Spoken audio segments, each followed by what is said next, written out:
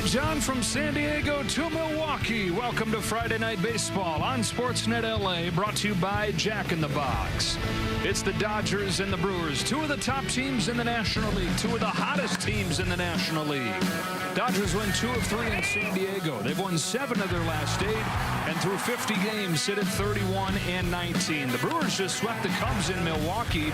They might be the hottest team in baseball, having won 16 of their last 21, and in first place in a hot Central Division. We welcome you inside. Joe Davis and Ohersheiser. Dodgers take 2 of 3 from San Diego. Now turn ahead here to take on a Milwaukee team, and the Dodgers come in playing as well-rounded a baseball as they have all season. Yeah, their record might have been a little better at the beginning of the season, but we didn't think they were playing the best Dodger baseball. But right now, with the offense and the pitching, the way it's going, the offense, I would categorize it as just enough. There have been some explosions, but just enough. And to save the best for last, I gotta say the pitching has been long. It's been deep. The starters go deep into the game, and the bullpen has a scoreless streak working almost 30 innings. So this pitching and hitting has been great. For more on that bullpen, we go down to Kirsten Watson. Thanks, Joe. Well, leaning in more to that bullpen, they come into this one with a 29 consecutive scoreless inning streak, something that hasn't been done in 28 years. The group has been excellent. When talking to Dave Roberts just as to what he's been seeing from his relievers,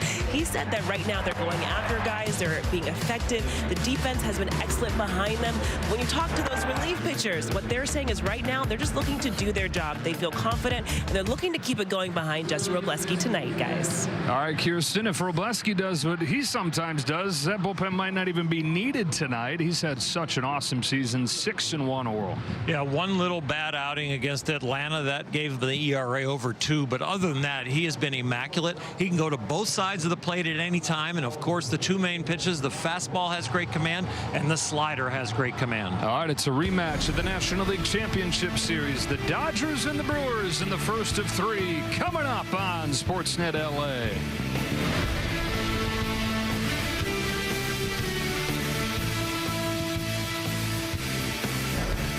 Back-to-back world champion Dodger baseball on Sportsnet LA is brought to you by Jack in the Box. Jack's new Smash Jack Sliders Munchie Meal with a chance to win the $75,000 prize for Jack's 75th anniversary.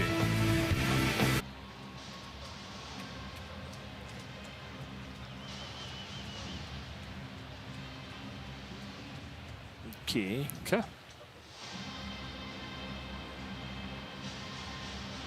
I'll be ready.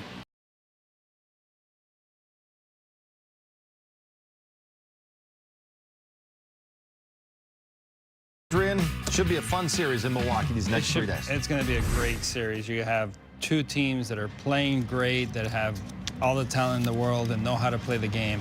Can't wait to see it. It's going to be fun. A lot of fun. 2 good teams. They really are. I mean, you got to give the Brewers, obviously, credit, and they're playing good right now. The Dodgers coming off a good series, so this should be exciting. Dodgers, focus on yourself. Play your game. Dodgers swept 4 in the NLCS after the Brewers won all 6 during the regular season. First pitch with Joe and Orals coming up next.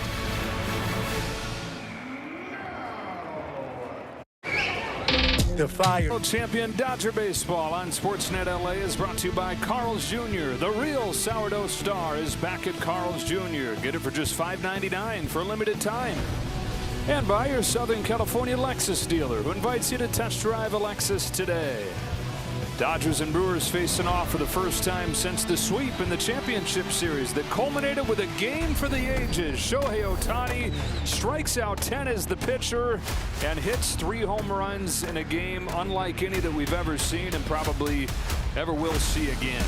There really is only one candidate to have a game like that, and it is the man that'll lead off for the Dodgers tonight in the series opener here in Milwaukee. And here is the batting order presented by your SoCal Helpful Honda dealers, with Mookie Betts hitting second. 2 hits for him on Wednesday as well. 2 doubles for Freddie Freeman on Wednesday after he had 2 homers in Game 2. Kyle Tucker's in right field hitting cleanup. Andy Pages, the center fielder. Then Max Muncy at third base. Tasker Hernandez has been one of their hottest hitters lately. He connected on a long home run on Wednesday afternoon. Dalton Rushing gets a rare start behind the plate, and Ha-Seong Kim has started every game this week for the Dodgers. They face off with this Brewers pitching staff. It doesn't matter who they have because they've cycled in different names through the years. they've dominated. They've had 11 different starting pitchers this season and still number 3 overall, and over the last month, number 1 in the majors in ERA. Tonight it's Logan Henderson, who's 24 years old, from Houston, Texas. He made his debut late last year. So far this season, back and forth. When you have 11 different starting pitchers, there probably are several that are going back and forth. He has gone up and down. 9 starts in his career, 4-1 with a 249. He's a guy who throws a lot of strikes, almost 70% first pitch strikes, and here's the arsenal that he puts over the plate. He's really mainly a four-seam fastball change-up pitcher, kind of like Kyle Hurt that comes out of the Dodger bullpen. But this guy has shown really good stats and good pitchability all the way through the minors. He deserves to be up here, and he's taken advantage of the opportunity. Coming off a win against the Twins last time, the long run that he gave up was on a home run, and there could be some susceptibility there. Gives up a lot of balls in the air. Dodgers have won 7 of 8, 31-19 at the 50-game mark. Brewers coming off a sweep at Wrigley Field. They've won 16 of their last 21 games to move into first place in the Central at 29-18. OHTANI climbs in, and off we go with a fastball, 94 downstairs. OHTANI had a mini version of Game 4 of the championship series on Wednesday with 5 scoreless innings and a home run on the first pitch. 1 ball, 1 strike. He picked on a fastball, kind of up and in like the last one we just saw. But that one he connected right away. And the pitching was really good. It was a battle for him. It wasn't his best stuff, but he got the job done. OHTANI hitting .480 over a 7-game hitting streak. He's reached base 20 of his last 34 times up. And that slump feels like it's getting smaller and smaller in the rearview mirror. On this 2-1 pitch, takes outside, ball 3. He has chased way less, and that has been the seed of this whole emergence the last week or so. Discipline was better at first, and then the swing got better, and it's all starting to line up for him. He leads off this series by taking a walk. Well, we often see pitchers change their arsenals when they face the Dodgers. We sometimes see guys just not look like themselves. And here's a guy in Henderson, you're telling us, attacks the zone as well as anybody, issuing a leadoff walk. Yeah, if you take guys that have started 5 times in the big leagues, his strike rate is the highest. So he usually is in the zone. Brings up Mookie Betts, who's hit the ball hard since coming off of the injured list. For the most part, hadn't had much to show for it. Went into the last game in San Diego 2 for 17 on the road trip, and then good for his head. He got 2 hits in the final game.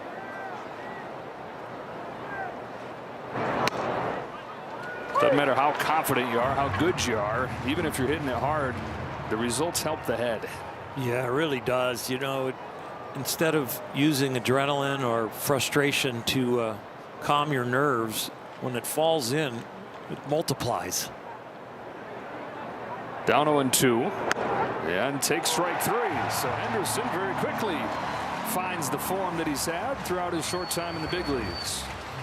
The first pitch to Mookie was inside on the edge, and then he wore out the outside corner, made 2 perfect pitcher's pitches. 1-on-1 out. Freddie Freeman to the plate.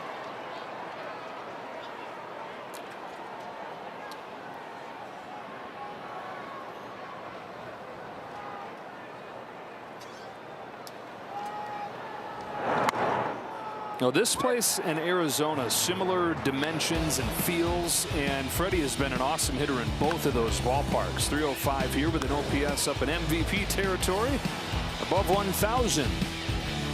They have a really good batter's eye here. Yes, the big scoreboard is out there and can catch your eye, but they have a big backdrop for the batter's eye. That big black screen there, really, the hitters see the ball really well here. Ball tends to fly a little bit better when it's opened up, but it's only been open 1 time this year. Got to be above 60 degrees, and it's been a pretty cool spring. Temperatures around 50 today. Had it open during batting practice, let some sun in, but they closed it up. Freeman had 2 home runs on Tuesday, 2 doubles on Wednesday. He had just 5 extra base hits over the previous month, and then 4 of them in a 2-day span.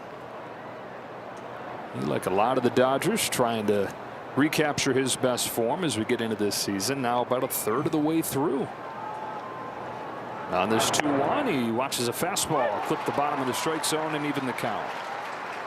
Henderson's got one of those high spin rate, at least seems like, because it maintains his altitude when he's throwing it down by the knees. Yeah, that's how it can be 93, 94 and still really good. It's like he's throwing a dart.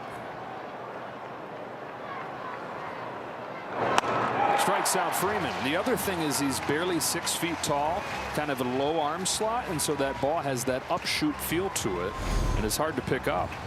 It's like it's coming out of his shoulder. This is the kind of guy that before they could quantify these things might not even get a look. Oh, right. And I think they're stretching the 6 foot in the media guide. So after the leadoff walk, he strikes out Betts and Freeman.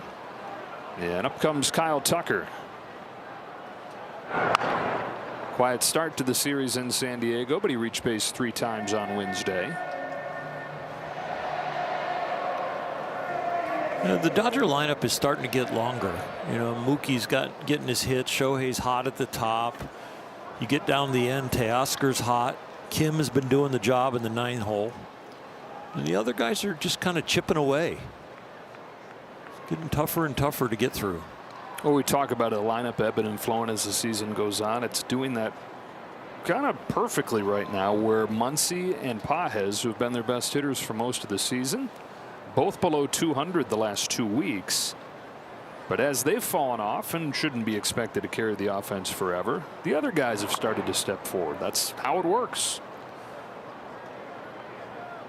And it really works when you're getting the starting pitching that they're getting and the bullpen, what they're doing. So the offense just needs to be just enough. 4 or 5 runs is plenty for this staff right now. There goes Ohtani. Throw from Contreras, who's the best in the game at this, not in time. Ohtani steals second. Contreras above 50% this year, cutting down potential base stealers. Shohei wanting to create a little action. This is the farthest he'll be from his next start. And so with an off day, it's going to be really close to see if that foot got in there. You slow down as soon as your body hits the dirt, and he looks like he might be out by a little tiny bit. But one thing in the Dodgers' favor and Ohtani's favor is the call on the field is safe. Is there enough to overturn it?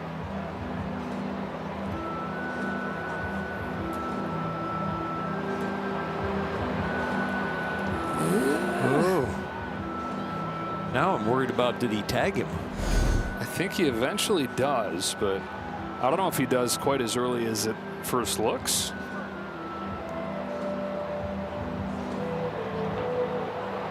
The previous pitch was called a ball.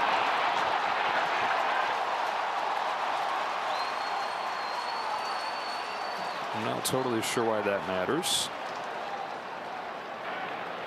The previous pitch was called a ball. The catcher is challenging. Okay, so they first have to take care of the ABS challenge, which is not going to have an effect on the outcome of this. So this will be first, and then they'll look at the challenge on the call at second. This one's powered by T-Mobile. And will stand. The pitch is confirmed. Milwaukee has 1 challenge remaining. Now you check in with New York.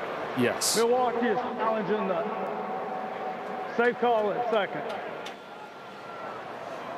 So that's the proper order of things right there. So the count stays 2-1 on Tucker. Now let's see if the inning continues here. We get a good look at it in the stadium. They have a giant video board.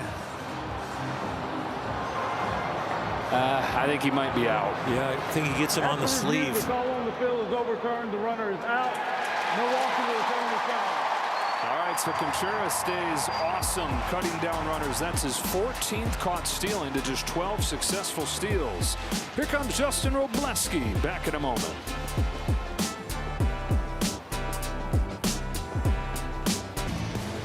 Pat Murphy's Brewers lineup here for game 1 of this series looks like this. Jackson Chourio headed up there to lead off, and then Bryce Terang and William Contreras has already made his mark on this ball game. Christian Yelich back from injury. Same with Andrew Vaughn. Jake Bauers, their hottest hitter. Former Angel Luis Rengifo, the third baseman and 7-hitter, with Sal Frelick and Joey Ortiz finishing up the lineup. And Justin Robleski, who's second in the league with those 6 wins after he beat the Angels, giving up 2 runs over 6 innings last weekend. And he attacks Chourio with strike 1.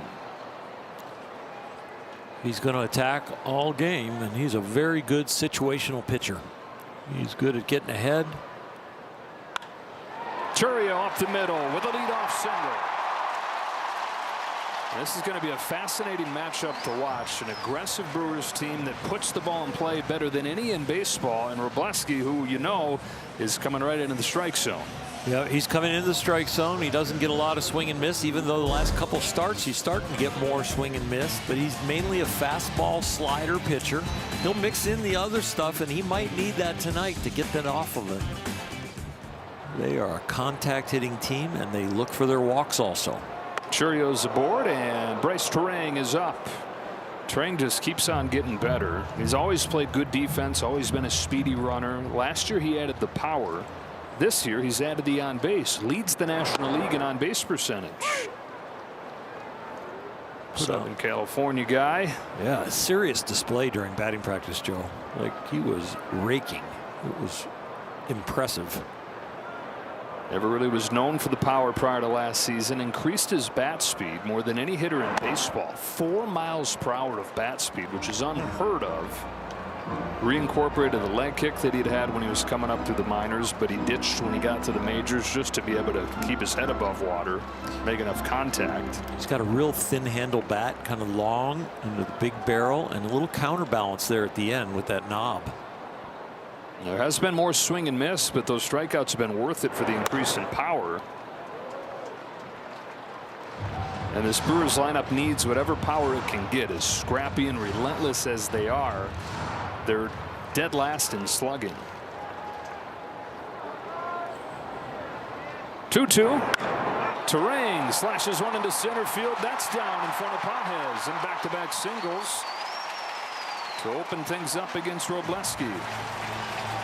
For a guy who brings the power in their lineup, he cuts down on his swing right here and just drops the top hand to get some extension and just slaps it there to left field.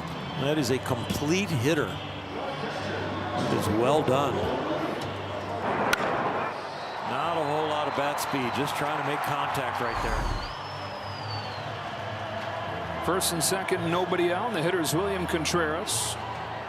Coming off a 3-hit game on Wednesday at Wrigley Field and hitting .370 over a 6-game hitting streak.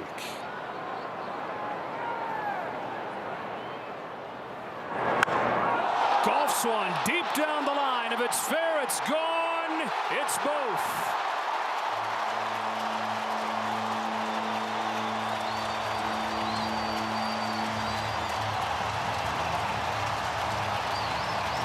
Pitches into the game. It's 3-0 Milwaukee.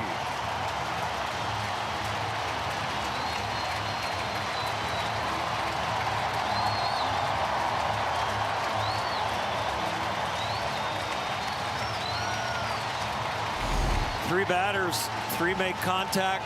This one the loudest. They don't strike out, they walk, and they are guessing strike on certain pitches already. And that was a cheat swing that he got. Christian Yelich now. It's only the 3rd home run that Robleski's allowed this season. 2nd lowest home run rate in the majors. Here's one flexed up the middle. Betts able to get there for the first out. First pitch, and he is swinging like I'm getting a strike. Out in front of it. Boy, build him a tower, an observation tower. That's the one thing that's been missing for Contreras, is hitting for career high average. But as we've talked about, they're searching for more power, and he's somebody capable of giving it to him. Does right there. Base is empty. Andrew Vaughn. Yeah, the Brewers swept the regular season series against the Dodgers last year, won all 6 games. And the Dodgers, of course, returning the favor when it mattered most, sweeping the championship series and completely shutting down this offense. Milwaukee had just 1 run in each of those 4 games.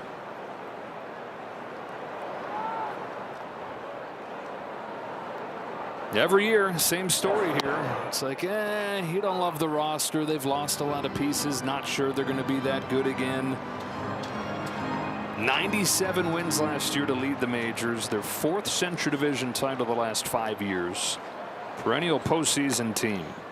Perennially doubted still.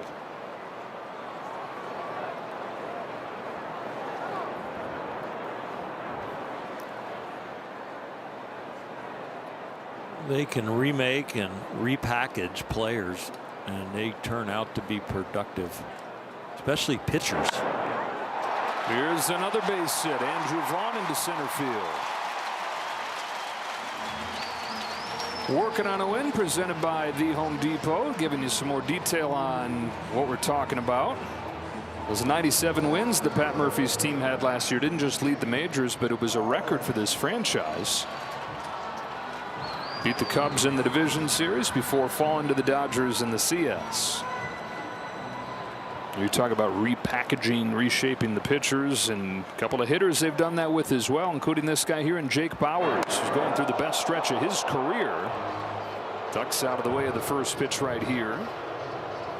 3rd season with the Brewers. He's at 30 years old, and a .210 hitter for his career. Is at .290 this year. 411 over an 11-game hitting streak.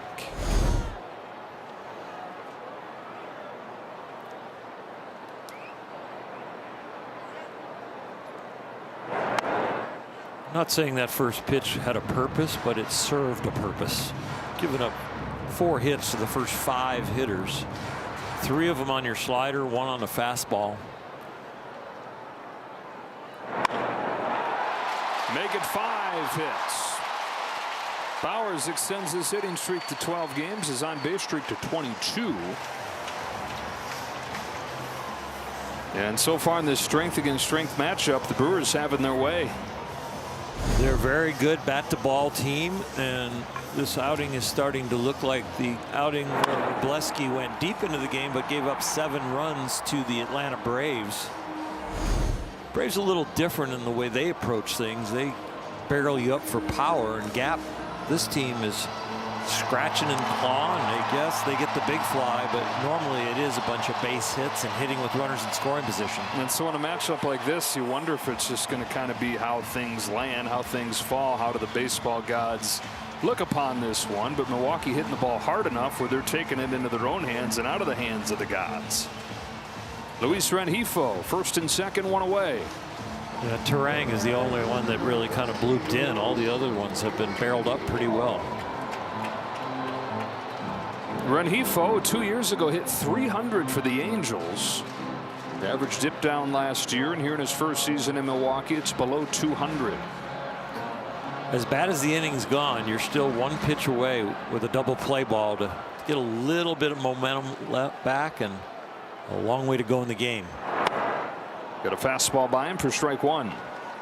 How many times have we seen him get punched in the mouth early on and still get deep? Give up 7 runs 2 starts ago and went 8 2/3. Rengifo left side and over Mookie Betts. Station to station, bases loaded. 6 hits out of the first 7 hitters. Mookie's jump freezes Vaughn, and that keeps it from being a run. He had to hold up, but he was really hung out to dry anyway. He might as well just keep running, because as far as he is watching that, if Mookie catches it, he's out going back to second. The secondary lead is just so bad. He reads the height of the ball off the bat, but then freezes. You either go or you stay with that one. The 8th man to bat in this first inning. Sal Frelick lofts a fly ball to left field. Hernandez going back on it. Vaughn tagging and scoring. 4-0 Milwaukee.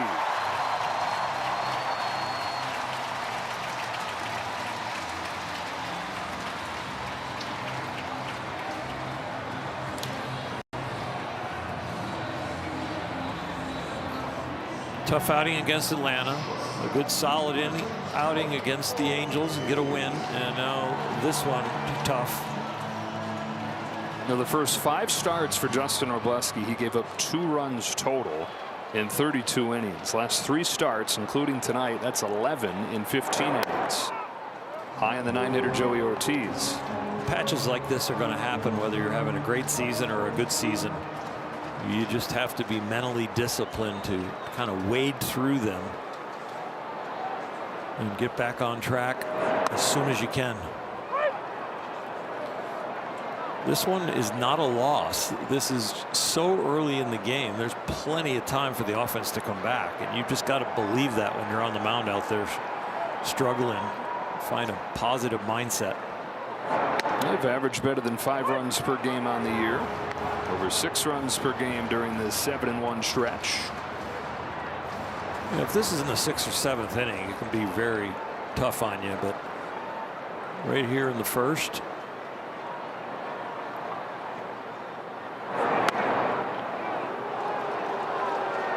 Two and two. Dalton Rushing's ability to catch that ball and bring it in a little bit fooled his pitcher.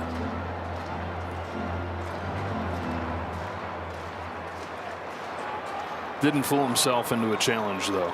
No, he knew he was trying to steal a strike. Deuce is wild in the first as Ortiz fights it off and will do it again. Ortiz, good defensive shortstop, but he's hitting just 196.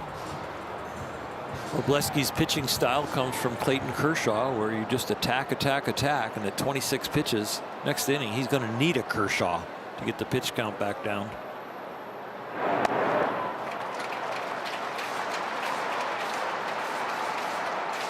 We mentioned just the 4 runs in the National League Championship Series sweep, 1 in each game, 4 in the first inning tonight. They've won 8 in a row against the Dodgers in the regular season. Runners to be moving, top of the order, waiting on deck for a second crack at Wroblewski already. So looking to put his foot down right here and end this inning. 3-2 to the 9-hitter is ball 4.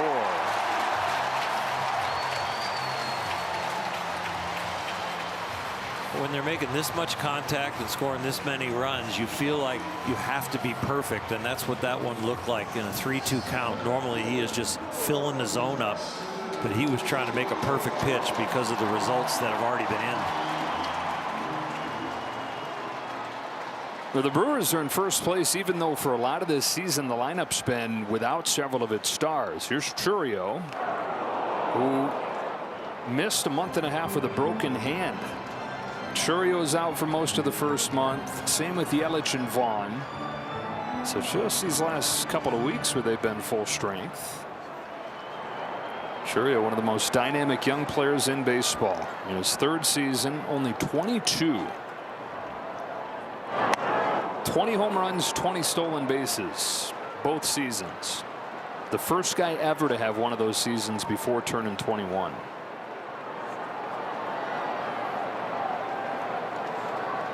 First time this series been up with the bases loaded. Now, I don't know, 2, he fouls it off. Dalton Rushing with some encouragement out to Wroblewski right there from the location of that fastball. Definitely need your catcher tonight. You can feel really alone when giving up 4 runs in the first and you got bases loaded, 2 out.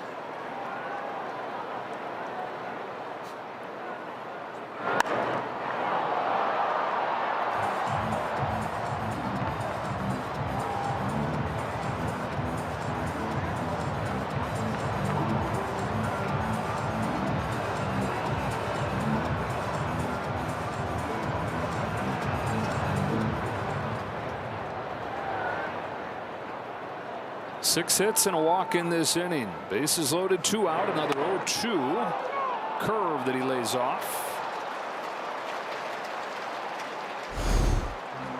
Started him off with a curve, tried to finish him with a curve. Churio, very aggressive hitter, blessing and a curse in that he can make contact with all those. He knows he can, so he continues to chase. Now 2-2.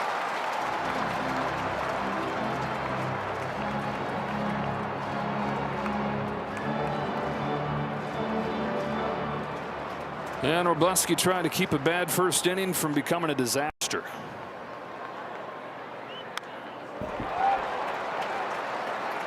No matter what, damage done on the scoreboard and on the arm both. 8th pitch of the at-bat coming here, 36th of this first inning.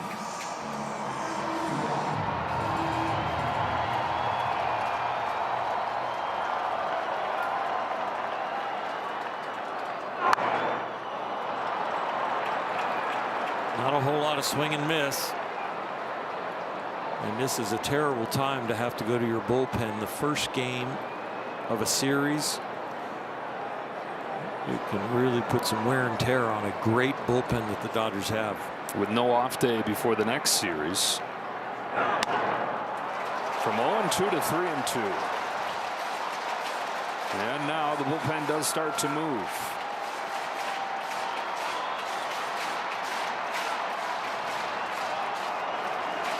Gervais got him with the high fastball. And this way too long inning comes to a close. 4-0 after 1.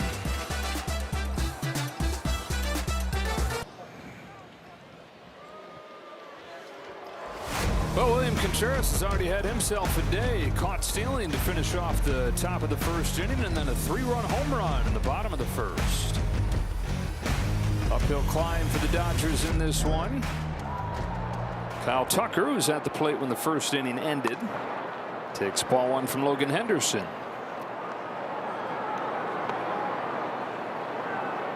Henderson below 50% as far as strikes. Changeup, it's 0 for 4. Oh, you talk about him getting ahead of hitters at a high rate, almost 70%. When he does that, guys are hitting just 160 against him. When he falls behind, much more ordinary. Here's 1-1 offering. It's that changeup that has always been his best pitch. Coming up in Texas. And then to a junior college in Texas. 4th-round draft pick out of that junior college. Never a big-time prospect. And then dealt with injuries on his way up. Brewers continued to have high hopes for him and recognized that he was open-minded, really eager to learn, take whatever coaching they had, and comes back, finally gets healthy a couple years ago, and from off the grid to minor league pitcher of the year. It was in 2024, and then debuted a year after that. Last year got to the big leagues and dominated, where they were thinking he could be part of the postseason rotation. He had a 1.78 ERA in 5 starts, but then in August injured his arm and didn't pitch again. It's some elbow inflammation. Strikes out Tucker with that dancing change. Both these starting pitchers come into this game really using the basics of baseball. Predominantly both of them 2-pitch pitchers. Wroblewski fastball slider, Henderson fastball changeup. They both attack the zone. They both try and get ahead of hitters and then put them away with weak contact. Just playing the odds, playing baseball. Pages with 1 away. Difference between him and Wroblewski is that they've gone in different directions to where they are with the usage, where Wroblewski had a bunch of pitches, used them all, and he's like, no, I'm going to simplify and use the 2. Henderson's like, I can't survive like this. It was 90% fastball changeup last year, so he's increased the usage of the cutter, a little bit more of the slider. He's been working on a curveball that he's yet to show in a game. Conventional wisdom has that you need more than just the 2 pitches that Wroblewski's chosen for the most part to go to. Sky high to left. Bowers. 2 out. The longer you are successful with just 2 pitches, you have to then maybe make some adjustments, because the scouts, the league, the data is going to all of a sudden reveal that you're not a mystery. And so your location has to get finer and finer and finer as you are less and less of a mystery. And so, yeah, we saw with Robo, he tried to dance some curveballs in there in that struggling inning. Muncy with 2 away. Safe to assume that that adjustment has to happen faster than ever these days because they have that date of the moment you arrive? Yes, but realistically, facing a pitcher is way more important than just the data and, oh, they're telling me what's going to happen. Seeing it happen, experiencing it, understanding with their delivery, when do I start my load, picking the ball up out of their hand and with their delivery, is it deceptive? Is it easy to see? Yeah, it's one thing to have the knowledge from the book. It's another thing to actually see it in person. Muncy's down swinging, 4 Ks over a couple of hitless innings for the rookie Henderson.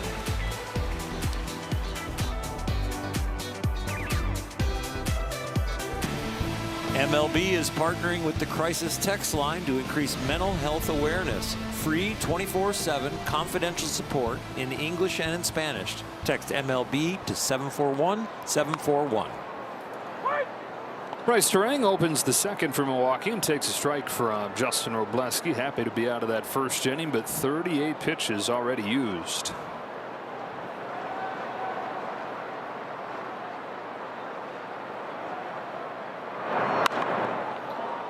And 2 on Terang. If he and the Dodgers get 7 strikeouts in this game, everybody gets that free Jumbo Jack tomorrow with the purchase of a large drink at LA area restaurants.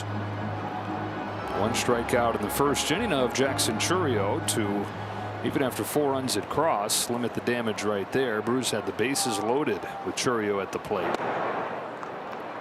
Robo trying to figure out with Dalton rushing what is working. He's given up 2 hits on the fastball, 3 for 3 on his slider. There's your 2 main pitches, and even given up a hit on his sinker. So it is a challenge right now to locate and find some outs. And what pitch do they not hit? Terang singled with 2 strikes his first time. On a 1-2 here, fouls it off and stays alive. An entire baseball career of getting punched in the mouth like this for Justin Wrobleski and then having to respond. We know what he's done at the major league level. Bill Plunkett in the Orange County Register this week did a good piece about the longer history of those struggles and of bouncing back into his college days. Started off at Clemson. And as a freshman at Clemson, Justin had a 10 ERA. That was bad. What was worse is one day he's riding his scooter to practice and somebody blew a stop sign and hit it. Bad knee injury. Could have been worse. But just a freshman season to forget, to the point where he says they basically said, we don't need you anymore. He had to go find a new college home. He goes to State College of Florida. And in the first practice there, takes a line drive off of the jaw, breaks his jaw, has to have it wired shut for 5 weeks because he's on a liquid diet, loses a bunch of weight, loses all his velocity, goes on to a 3rd college, goes to Oklahoma State, and he's pitching pretty well there. Okay, maybe now I've got it. Elbow blows out. Tommy John surgery. So if you think him giving up 4 runs in the first inning is going to be any kind of shot to his system, knock him off the rails at all, this is just kind of par for the course. The struggles, the challenge, those have been the way. 1 away in the second. That is some endurance. That is some love for the game, and I love to be a pitcher. It's a fantastic story. Not fantastic to go through, but a fantastic story. You know, adversity, struggles, they're only bad if you let them be defined as that. Contreras, who went deep his first time, takes change for a ball.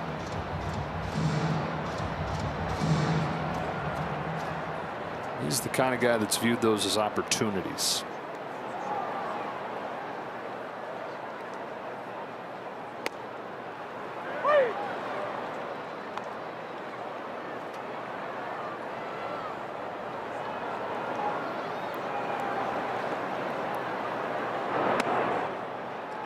Ahead 1-2. For 3 years, he got voted less likely to succeed, least likely to succeed. That's like, I don't want to be in the yearbook with that. That's crazy. Now he's big leagues and pitching like this. Here's 1-2 to Contreras. Might as well just go ahead and get the World Series MVP this year and make a movie. And last year was a microcosm of that whole career, where he gave up those 8 runs in Washington early on, got sent back down. Hadn't pitched in a month when they called upon him in the World Series, and he pitched so well. 4 games, including in Game 6 and Game 7, did not give up a run.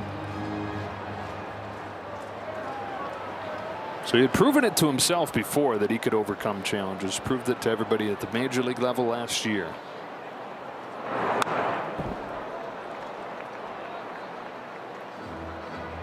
Two years of watching Clayton Kershaw. You were mentioning how he has followed his lead in a lot of ways. He said watching Clayton in his everyday routine was something that he learned from, but then just the way that Clayton attacked hitters.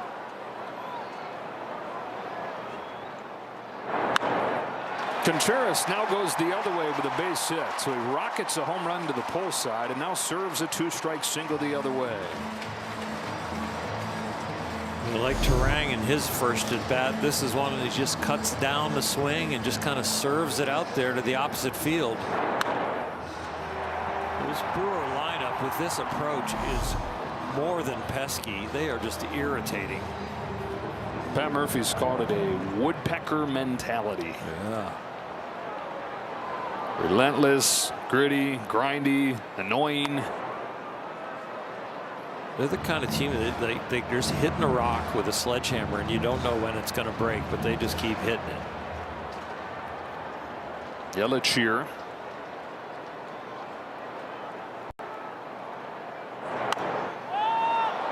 Pop up, right side of the diamond.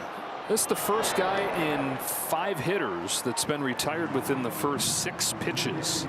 It's taken 7+ pitches the last 4 hitters prior to that. At 54 pitches, you're hoping to be through 4 innings. We're just 2 outs in the second. It's one of the best in the National League coming into this game on pitch efficiency per inning. Here's Vaughn. Flies one right center. Pages on his horse to the track. Can't get there. Up against the wall. Contreras going to try to score from first. And he will. 2-out RBI double from Andrew Vaughn. And it's 5-0.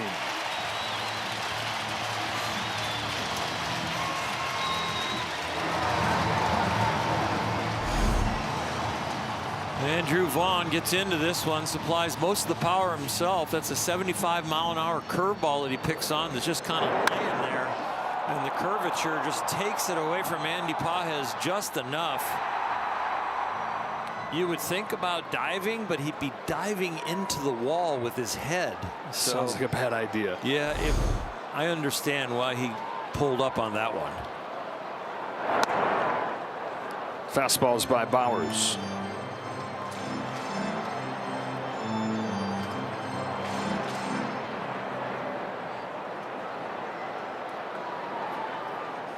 Bowers with a single his first time to extend his hitting streak to a major league best 12 games actively.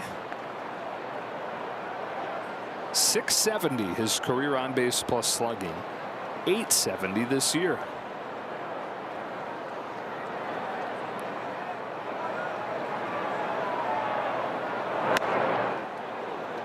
This outing is going to be a little bit like the Atlanta outing, where Dave Roberts goes as long as he can with him to protect the bullpen. Not only for this game, but the rest of the series. So you're probably going to try and get 4 innings out of him.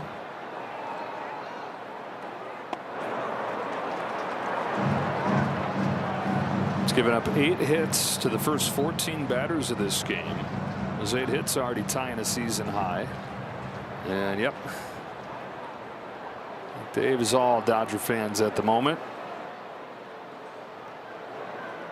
Thinking about what you were talking about, and not just what this means here in the second inning, but what it means for the weekend potentially. Yeah, if he can get to 85, 90 pitches and get through 4 or 4 1/3, that'd be important. Because you're looking at a game so far that you're only going to have to pitch 8 innings if the scoreboard stays the same. So if you can get Robo into the fourth. Finish the fourth, get him into the fifth even by 1 out or so. It's going to protect the bullpen. Just don't turn it into a bullpen game. Exactly. And right now, as a manager and a pitching coach, you're thinking, I need some endurance out of my pitcher. Here's a high drive to left center field. Teoscar Hernandez is there, and the inning is over. But a 2-out double from Andrew Vaughn tacks on for Milwaukee.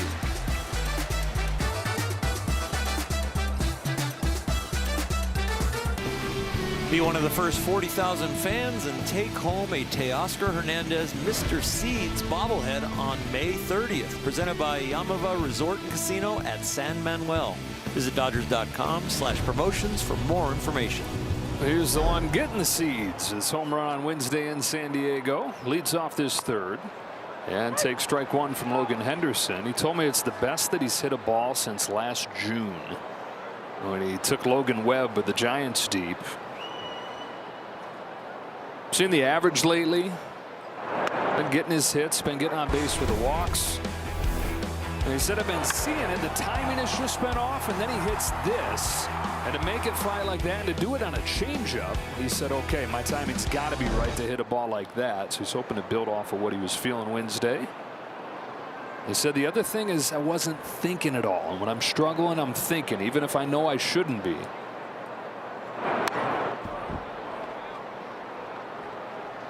Got some personality in the swing now. And between pitches, he looks a lot more hitterish, not so pensive.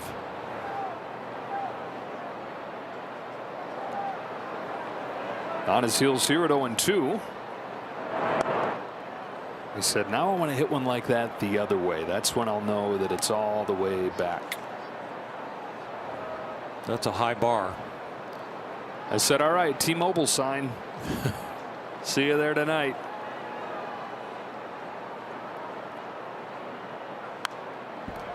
That was a pitch to do it on.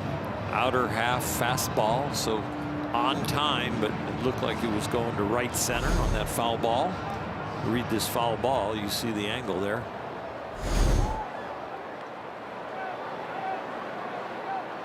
Leading off this third, Dodgers looking for their first hit against Henderson, who stays away this time with a slider.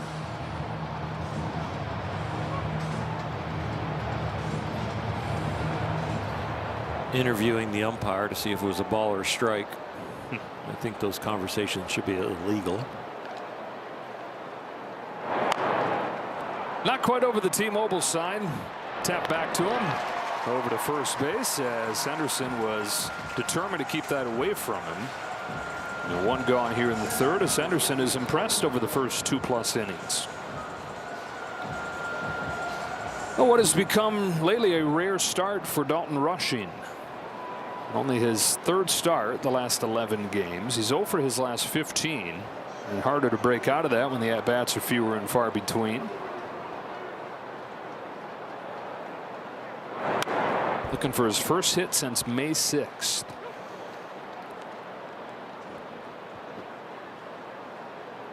Now, Dave Roberts told us today he's going to play 2 of the 3 games this weekend. Both benefits. You get him a few more at-bats together, and Will Smith continued chance to freshen up and get his swing right. Yeah, when your at-bats are few and far between, you've got to make sure you get strikes, and then you've got to simplify your approach a little bit. Will getting a rest for the body and the mind.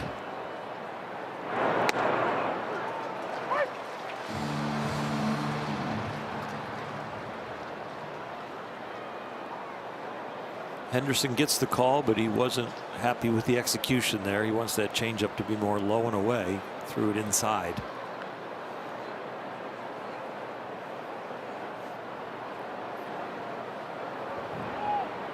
Here's his 1-2 and his 5th strikeout. Making that fastball 93-94 look like it's 100. Yeah, this one does look like one of those upshoots. It's not rising, but it seems like it's maintaining its height. Bat usually and does go under it.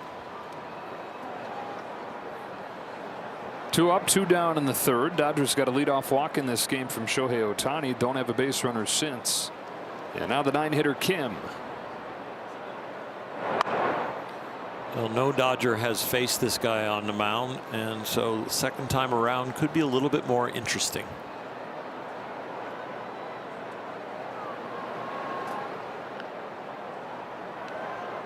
The 24-year-old rookie fires a 1-0 pitch. Kim hitting .400 against fastballs, above .400 against fastballs, but .160 against everything else. So let's see if Henderson leans on that changeup against him. There was a cutter, and it's hit in the ground to second for Terrain. And once through the order, nothing doing.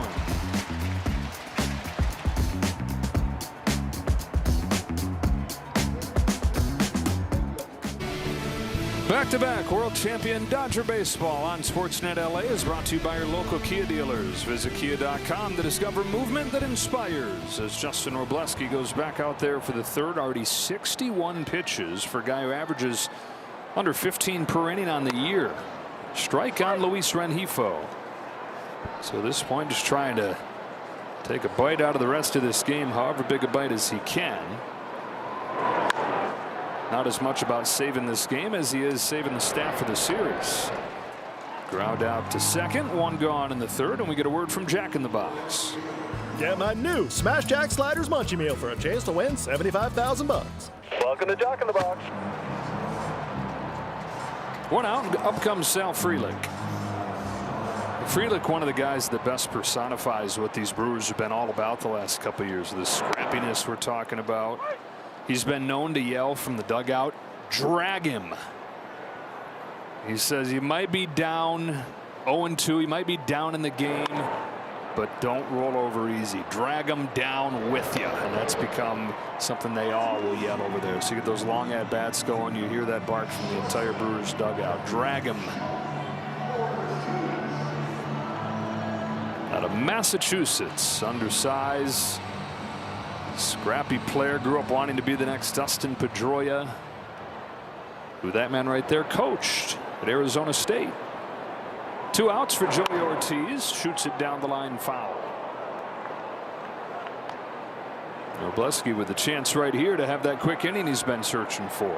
The first 2 outs on 4 pitches. If he can get out of here before 70 pitches or right on 70, he's got a chance to go 5.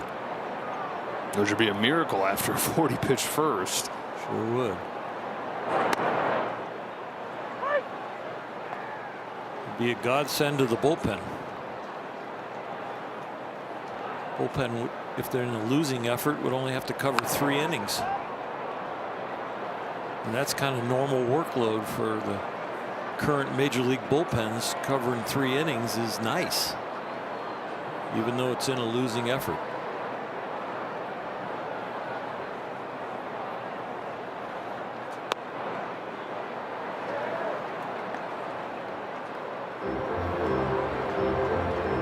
Sasaki tomorrow, Yamamoto on Sunday. And this championship series rematch. And a foul back at the 98 that time.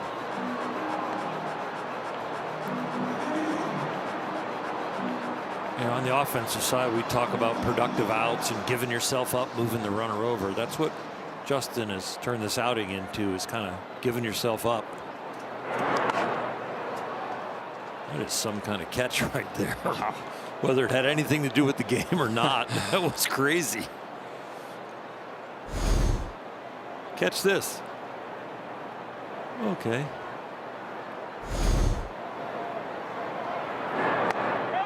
Check swing, no swing, and it's gone from 0-2 to 3-2.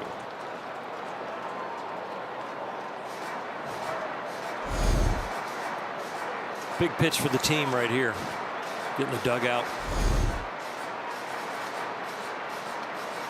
Got the first 2 outs on 4 pitches. This is going to be the 8th pitch to Ortiz with the top of the order and Churio on deck. Strikes him out, and there's the 1-2-3 inning he's been looking for. Top of the order for the Dodgers, Shohei OHTANI to lead off as they try to chip away.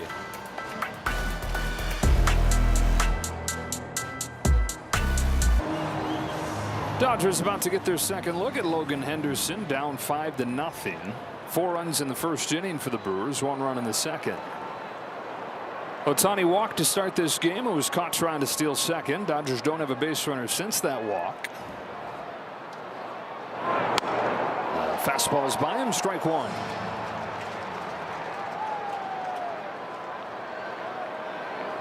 Now, in addition to the power lately and all the hits OHTANI's been racking up, that first inning walk is 8th in his last 8 games.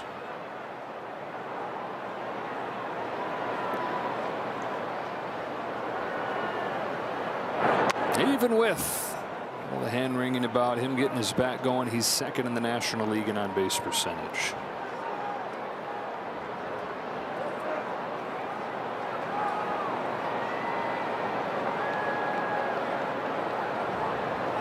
One ball, one strike. Swings and misses at the changeup. For me, his stance and his load has really gotten squared away. He stands taller, and then as he loads, he doesn't get into a crouch to start spinning. He gets in a really good position. You can just see the load is just very subtle now, where the load seemed like he was setting himself up to almost spin out before. Now he's really in his legs in a good posture. Start in the 4th for the Dodgers. 2-2 from Henderson. Fouled off, and we'll do it again. We've talked about it. He said that the posture is the key word for him, and where it's hardly discernible. Yeah. It's subtle, but if you can vicariously kind of put yourself into his body as he moves, he's in a really good place. Lines this one into right field, and he's got a leadoff hit. He's been on both times in this game, and that's now 22 times the last 36 that he's come up. He's getting better information too, because his head and his eyes are not moving very much as he loads. You can just see everything is so stable and strong. Some people describe it as staying stacked. He 2 weeks ago misses that pitch, right? He's already flown open. He's flying apart. You know, the relationship between his hips and his shoulders and where his weight is and how he's loading and the vision, it's all better. Betts now into center field. Chourio coming on, makes the catch. Good first step from Jackson Chourio. 1 gone in the 4th. First step on the break, crosses over, gains some distance, runs the proper angle, and easy catch after that, doing all that well. 1 away, and here's Freddie Freeman.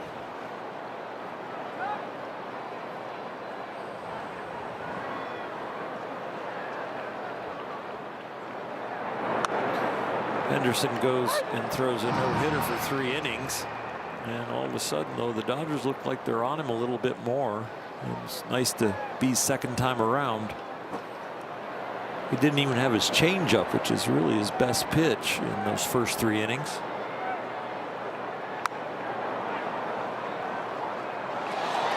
The fastball changeup combination, the league hitting well under 200.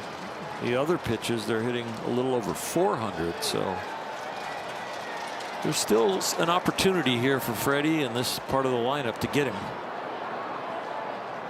That's just such a small piece of the pie, hitting the above 400 against. And I guess it's that conversation about how big an arsenal do you have.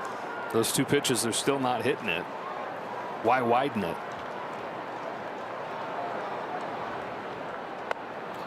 You have some.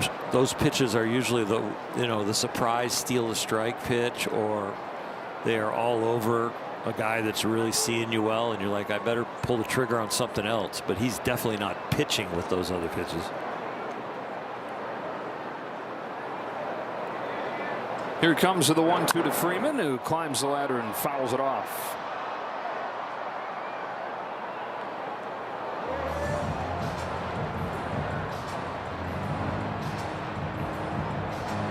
A lot of swing and miss. The ball's in play while not the batted ball profile you want in terms of line drives and fly balls, they're weak line drives and weak fly balls for the most part.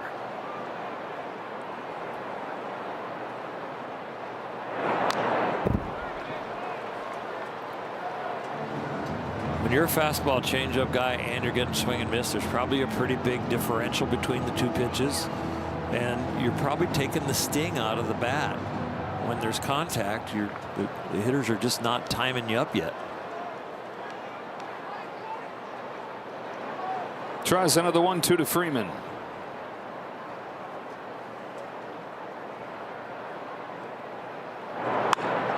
Drilled down the line, hooking towards the pole, and just foul. Already tried to lean it fair, but just missed. That changeup, and he got one that was up. Just the change in speeds made sure that it was foul, but Freddie was all over it. Bat to ball, really good. Timing, slightly off. Looking for a 5th extra base hit the last 3 games. I think they go high fastball, the one that he chased in the 1-2 count, just a protection swing.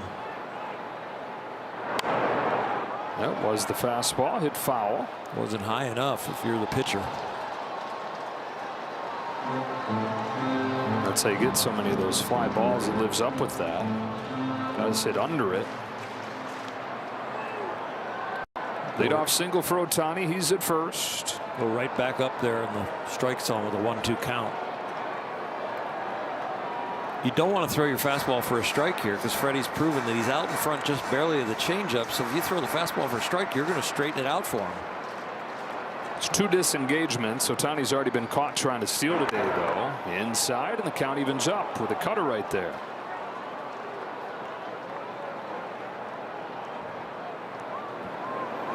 That cutter sets up the changeup away. Well inside, breaking right to left. Now you throw him something off speed, breaking left to right. This is going to be the 10th pitch.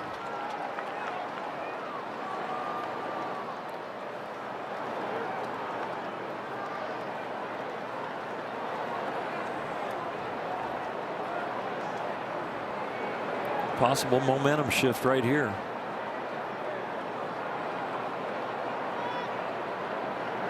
Tenth pitch taken for ball 4. What a walk for Freeman. And the Dodgers have 2 men aboard here in the 4th.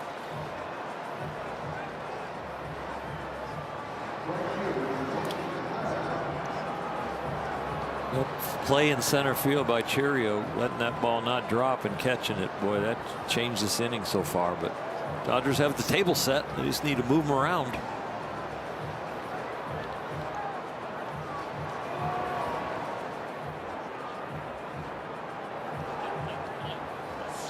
So it's Kyle Tucker with runners at first and second. First time the Dodgers have had multiple runners aboard in this ball game. And they do not typically let Henderson go very deep. Season high is 84 pitches.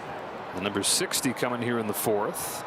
So a chance to break into this bullpen early on, and even with as many as Robleski threw in the first inning, could be even when it comes to the length those bullpens have to cover. Ohtani at second, Freeman at first, and Tucker struck out his first time. Watches a changeup just miss. Everybody's approach in this second time around is different. They got a little bit of comfort and a read on this starting pitcher.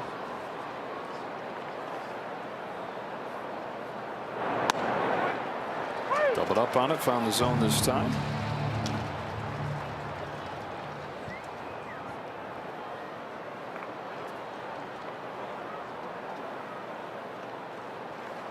Dodgers had all kinds of chances in these situations in San Diego and needed the home run ball to get their scoring done. Pop fly left side. Easy one for Rengifo. And the Dodgers the last 4 games 3 for 26 with runners in scoring position. The 2 wins against the Padres, they had 2 home runs in each of those games. And that has been the surest path to a win this year. They're 16-1 when they do that. Tucker just told you he had one to hit. Really, the last 2 pitches were middle. He missed the second one. It's up to Paez here with 2 out.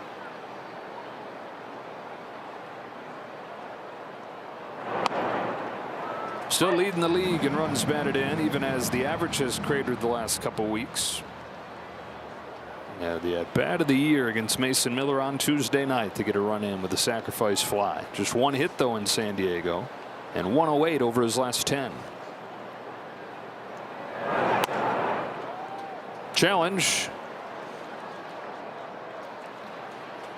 Previous pitch, foul ball, catcher challenging. Powered by T-Mobile. Borderline high.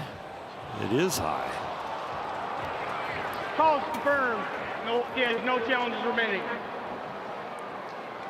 Dodgers have not chased today. They've had 24 pitches out of the zone, and they've only had 3 chases. Oh, that was the 25th one out of the zone. That's the part of the strike zone that's gotten the biggest shrinkage from the ABS implementation. Ball 2 on Paez. 3 inches shorter the top of the zone is with the ABS than it was with the human called strike zone last year. The full-time human called strike zone. Part of why we're seeing the walk rate at an all-time high this year. Walk rate at an all-time high. Swing rate at the lowest it's been in almost a decade. Neither one of those things, I think, good for the sport as they try to get it all calibrated. On 3-1, Paez takes ball 4 to load the bases, and so here's a chance for the Dodgers to claw right back into this game with Max Muncy coming up.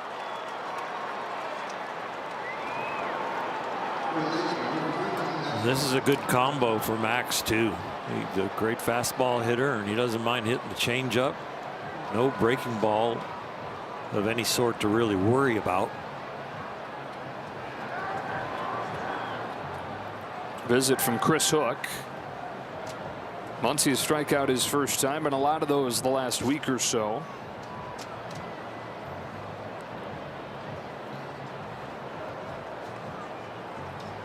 Your last name is Hook. You really think about being a pitching coach? I mean, seriously, doesn't give you a lot. I'd change my name. Yeah. Chris stayed.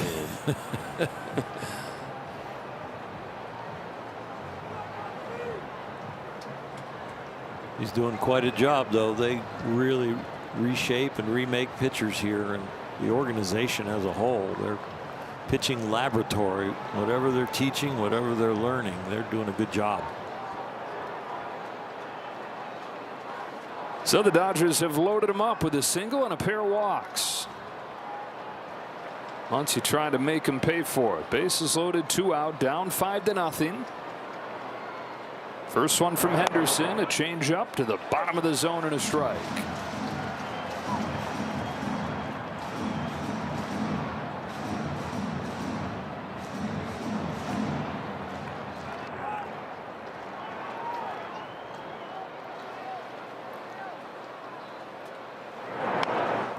Oh, 2. Bottom of the zone, top of the zone.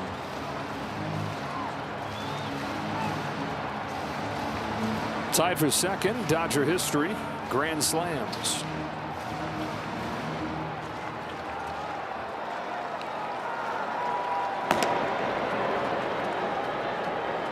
Trying to get to Henderson before it's too late. He's going to get out of it. Who wants it? Terang, and the Dodgers leave him loaded in the 4th.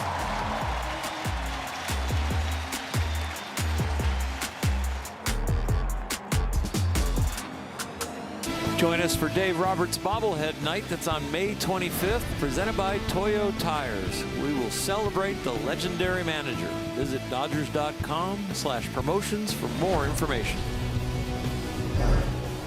Brewers with a 5-0 lead as we go to the bottom of the 4th. Top of the order, Jackson Chourio takes strike 1 from Justin Robleski. Chourio's 1 for 2, singled and scored to lead off the ball game and then struck out. The 2 for Robleski so far, who's quickly ahead, 0-2.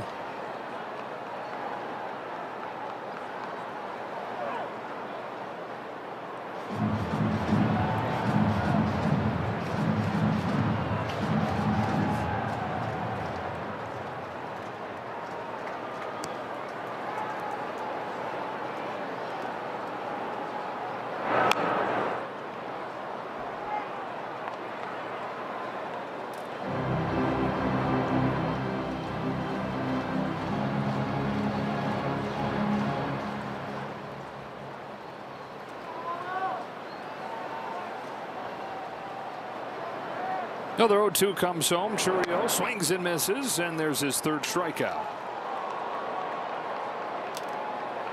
And the bat broken. I looked down. Did he slam it? Answer is yes. Had already be broken, didn't it? Man, It might have had a little nick in it. halfway to Jumbo Jacks. One gone. Bryce Terang takes strike one. Terang, the son of a former big leaguer. His dad Brian played outfield for the Mariners in the early 1990s. That was before Bryce was around, but then for a lot of Bryce's childhood, his dad ran a baseball facility in Corona. So that was Bryce's home away from home every day. Down on 3 pitches here. Back-to-back Ks from Robleski. 2 outs. Up comes William Contreras in our Performance Spotlight, sponsored by your Southern California Nissan dealers. He's 2 for 2 today with a homer. Makes him 5 for his last 6, and he's got the caught stealing. He hit a slider, and he had time to watch it because he knew it was gone. Just slashes one to right. Complete player today. Tense, emotional leader of these Brewers. Played through a broken middle finger on his glove hand all of last year. Think about that, catching fastball after fastball on a broken finger. I don't care how thick the padding is in there. That was a challenge balk right there. He's saying that's down. There's a formal way to do that, William.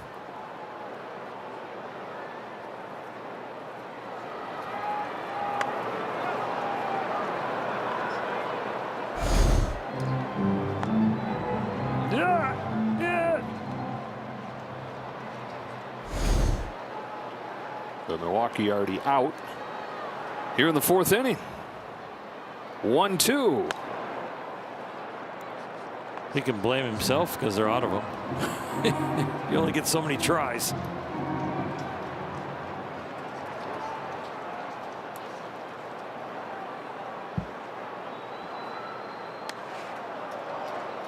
Norbo with his palms up saying, what happened? Yeah. What happened was the first 14, 9 of the 14 reached, but since then 6 straight down, 3 Ks. Well, that one did surprise him.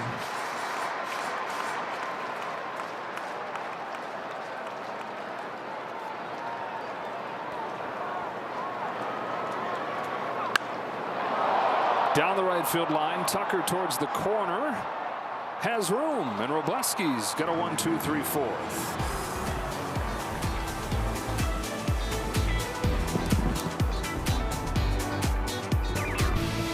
Back-to-back world champion Dodger baseball on Sportsnet LA is brought to you by your Toyota dealers. We make it easy.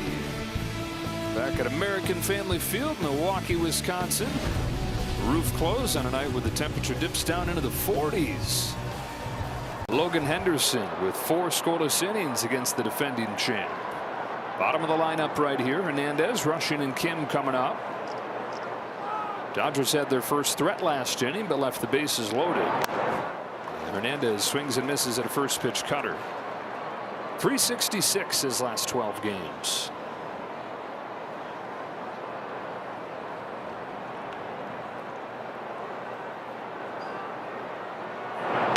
First it was the walks, and then there was some more contact, but contact was on the ground. He started to elevate it a little bit more last few days.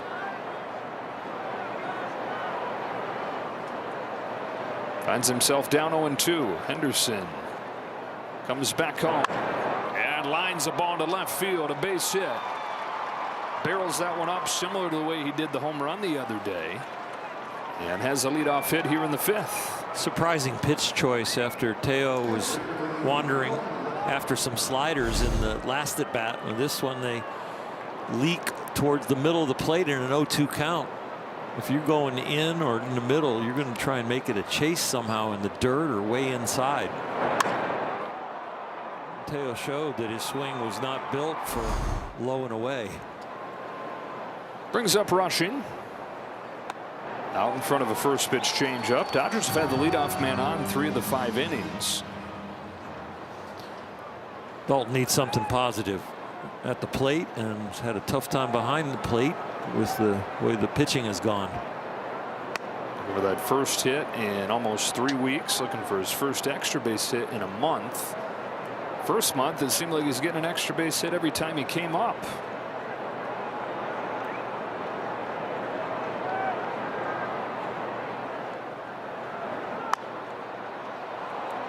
Another pop-up, and a bunch of those, and there often are when Logan Henderson's pitching. It's Joey Ortiz for out number 1.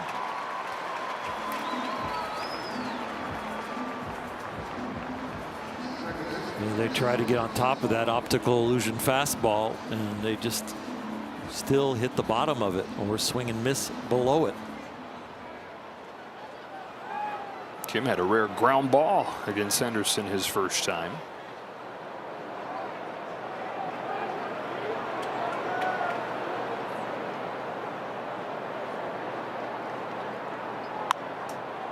Big swing and a fastball, fouls it off.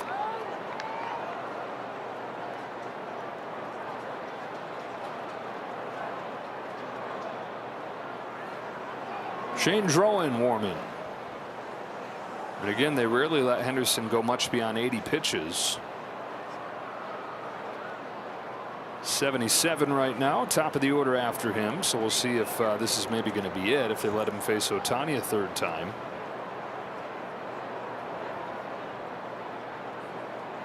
Maybe he earns that chance if he can get Kim out.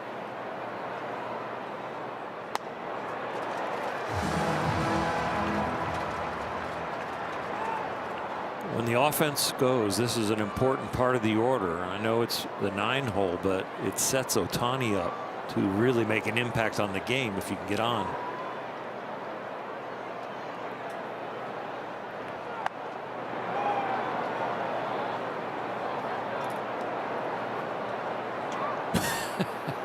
Teo waved his hand at Contreras like, come on, dude. It's 5-0, and I'm not taking a very big secondary lead.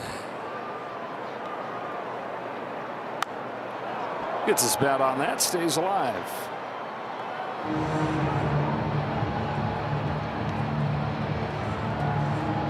No runs on 2 hits for the Dodgers, 5 runs on 8 hits for the Brewers. Dodgers have given up 10 runs the last 8 games total, and 5 over the first 2 innings tonight. Kim's down on strikes. 2 away.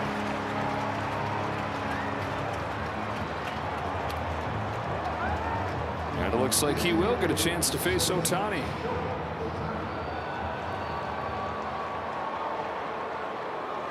Shohei's reached both times. He walked in the first inning. He singled in the 4th.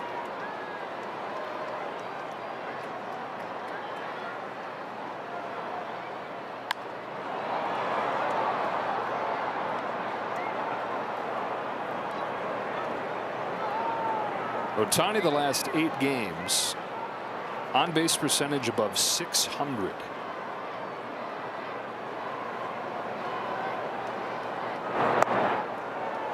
Dodgers have had some traffic, but they need to get some hits with men on. They're 0 for 7 with men on. Again, waiting for that big swing. So they won the series in San Diego. Big hole here, though. Here's the 1-1 pitch. Ohtani with a wicked cut and a miss. Strike 2.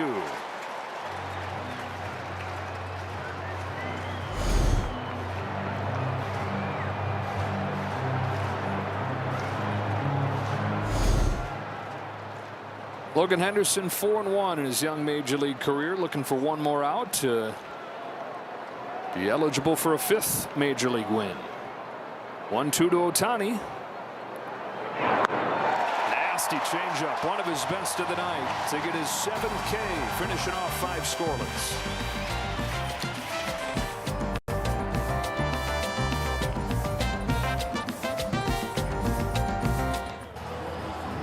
Five scoreless innings on a season high 85 pitches for Logan Henderson. Robleski goes back to work here in the 5th inning. A small victory. Silver lining in this whole thing is him able to get into the 5th. Christian Yelich leads off. And Wroblewski, as this game has gone on more consistently, has gotten ahead. First inning, though, damage done. The 4 runs, the 38 pitches, as 10 men came to the plate. Well, the scoreboard looks a lot like Game 1 in San Diego. You know, the kind of a flat offense. The pitching didn't get it done, and they lose. But then they end up winning the series, coming back in games 2 and 3. 1-0. Yeah, it's right. I was thinking about a 4-run game, but yeah, it was 1-0 in Game 1. Offense, though, similar, where they've had a few chances, and it was just the Yamamoto gave up the home run. And that was it. Solo shot. Yep. Pitch clock violation, 2-2. But to your point, that was a first inning home run. Yeah. Dodgers couldn't recover from it. 2-2 to Yelich. Playoff flavor. And Dave Roberts is telling us before the game, like, somehow some people don't still have a full appreciation for how good the Brewers are, even though this is every year for the better part of a decade. Just misses right there. Count is full on Yelich, and he did note the fact that they're coming off an emotional series, and so we can't have a let up. And not that there was. I think they just got blitzed in that first inning. The Brewers doing what they do at a really high level. Yelich earns the walk here to open the 5th.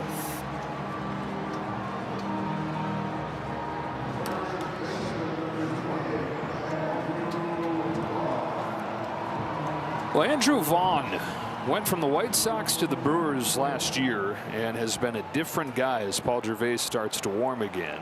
Former 3rd overall pick of the draft. Adley Rutschman, Bobby Witt Jr., and then Andrew Vaughn in 2019. Got to the majors, parts of 5 seasons with the White Sox, and was a below average hitter to the point where last year he got sent down to AAA. He was done. And the White Sox just dumped him off to the Brewers. If you recall, his very first game came against the Dodgers. He got to the ballpark at 4:30. Pat Murphy said, "You're starting," at 6:45, and in his first at bat, homered against Yamamoto. He'd be one of the best hitters in the National League from that point forward. And it's cliche, but a change of scenery thing, I mean, my goodness. 700 OPS in 5 seasons in Chicago, close to 900 since he's come to Milwaukee. Grounds this one to short, could be 2. Betts to second one, Kim to first, a double play.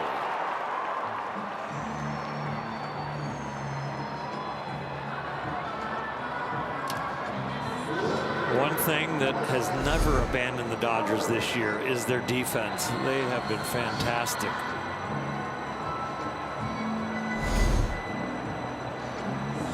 Slick right up the middle of the field. You know, you think about Andy Pages in center and what they're doing in the middle infielders. It is really strong. Ball on Jake Bauers, and empowering for a guy like Justin Wroblewski. This style doesn't work everywhere, but with a defense as good as this one, with the positioning that is as reliable as their defensive positioning, most accurately positioned defense in baseball year in and year out, and they can track those things these days. But that gives you that added gumption to be able to attack the strike zone and say, here it is, hit it.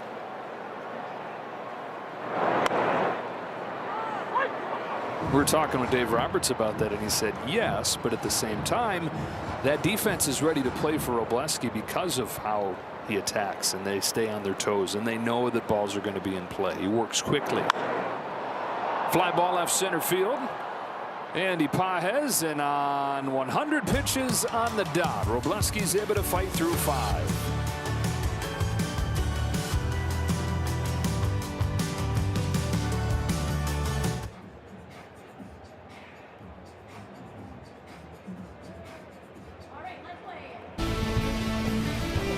The first 40,000 fans on May 27th will take home a Yamamoto Game 7 last out bobblehead. Visit Dodgers.com/promotions for more information.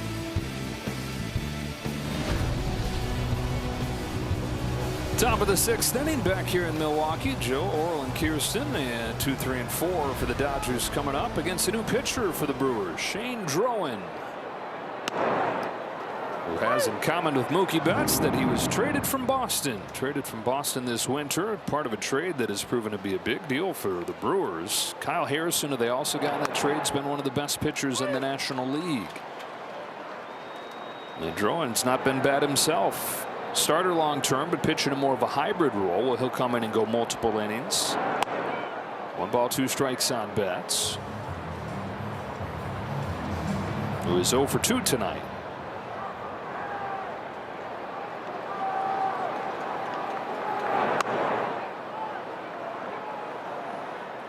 Drowan, not a lot of wasted motion. He throws the ball and gets right back on the rubber and ready to go. Robleski-esque. 3-2. A little wide right there. Good take by Mookie. 3 walks in this game. Only 2 hits though. 5 scoreless innings for Logan Henderson, part of this young, surprising staff. I guess though only surprising if you're not learning from the past, which is it doesn't matter who's out there for the Brewers. If they're out there, you should believe in them. It's a leadoff walk though for Betts, and it's the 4th time in the last 6 innings they've put the leadoff man on. They need to find a hit with somebody on base.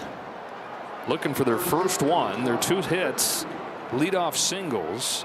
OHTANI in the 4th, Hernandez in the 5th. They've got Freddie Freeman coming up here, who drew a 10-pitch walk his last time. Freddie had 1 10-pitch walk the last 2 years. He's got 2 this year. Still plenty of time for this offense, especially if they keep setting the table.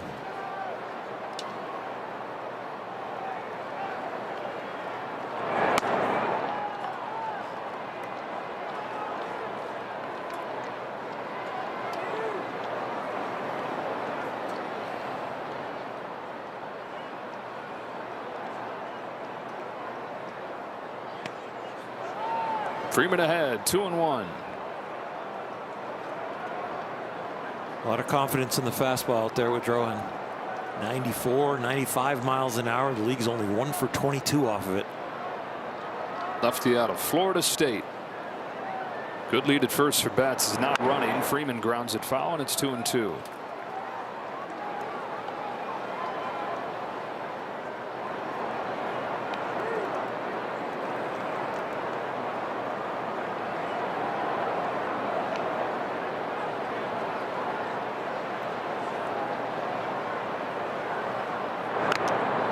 Spoils it. Yeah, that was really well done. There's fooled, and then there's fooled with balance, and that's fooled with balance right there.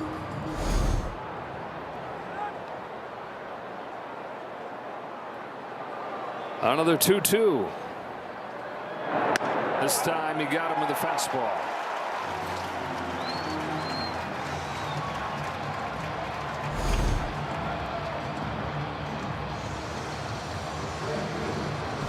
Almost impossible to offer at after that breaking ball the pitch before. 1 away, Kyle Tucker.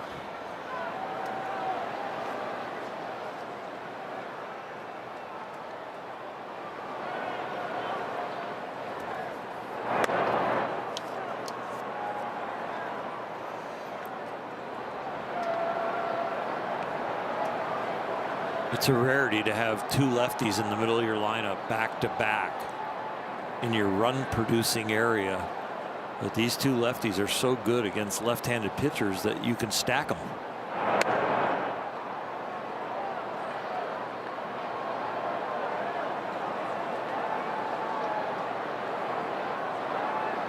Tucker hitting above 500 against lefties the last couple weeks. Got Mookie at first, 1 away, 2-0. Now ball 3. Pages waiting on deck.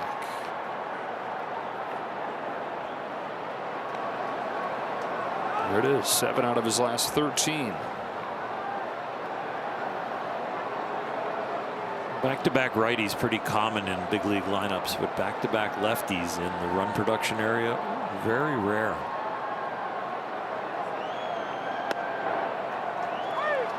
And Tucker, frustrated in his last at bat, had 2 pitches to hit. The second one, he popped up with a fastball right down the middle.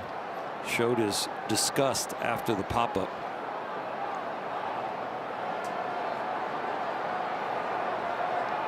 On 3-1, Tucker takes ball 4. And here they go again.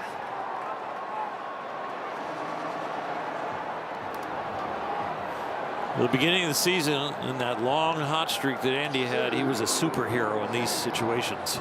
Automatic. Yeah, it was crazy, and that's why he's leading the league in RBIs with 42. He'd like to make it 45 after a swing here. Even as the overall average has dropped, runners in scoring position still up near the top of the league. Grounds the first pitch foul into that Dodger dugout. Dave Roberts diving for cover. He did a lot of damage with pitches middle in before 2 strikes, and then with 2 strikes he would cover the outside corner and shoot the ball to right field a little bit more.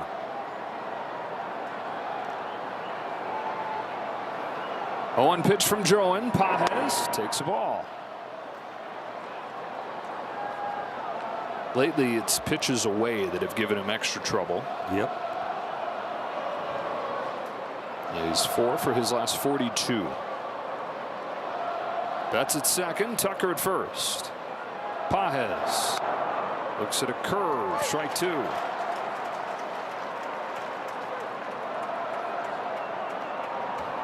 So close.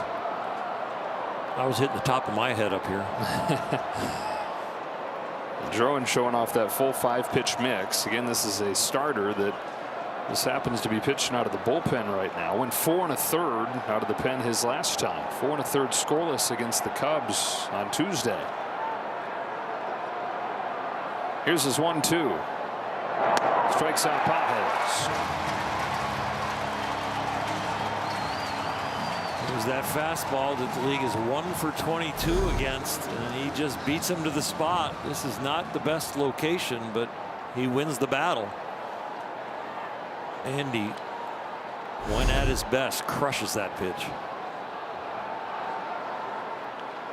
Up to Muncy, who's up to him in the 4th with the bases loaded and 2 out, and he popped out.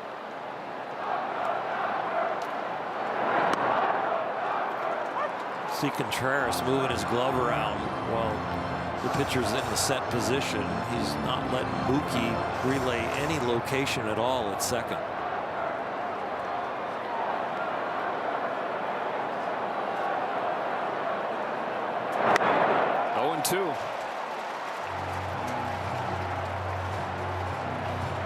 Max was lamenting a couple days ago his lack of production in these spots this year. He's 6 for 38 now with runners in scoring position after that out in the 4th, and down 0-2 in another one of those spots here.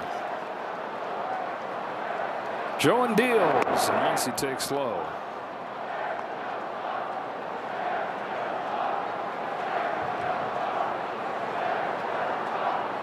Monster series for the offense in Anaheim. Pretty quiet though.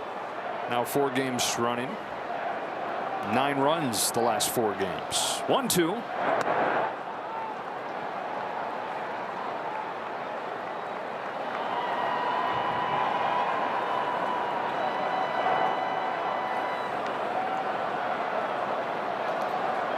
Couple walks, couple Ks in the inning. And Deuce is wild in the 6th. Drawing to Muncy with a 2-2 pitch.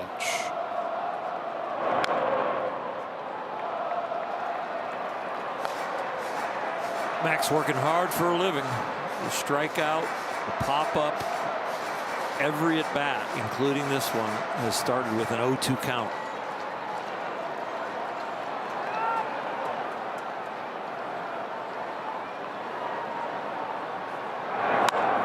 In the air to right field. Frelick sprints over, still going, gets there. Dodgers 0 for 11 with men on base tonight.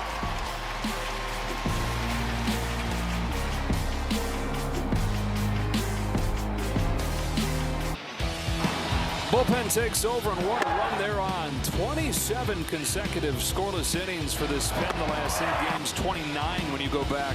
Final 2 innings the game before that. Yeah, and they take over in a 5-0 game here in the 6th. Call to the bullpen brought to you by Jacoby and Myers. Paul Gervais on for the 2nd time.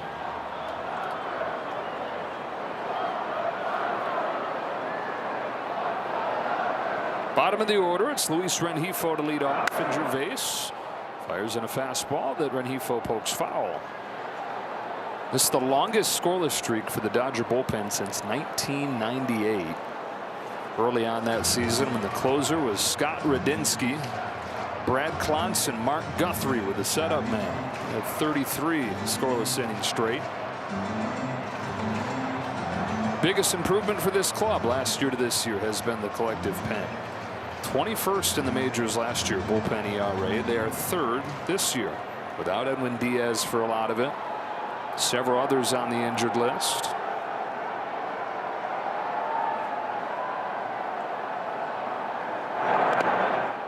Tanner Scott has really put the pen in order. Yes, everybody has contributed and thrown the ball very well, but as far as the trust tree and the pecking order of who comes in against what portions of the opposing team, he really has helped out Mark Parker and Dave Roberts.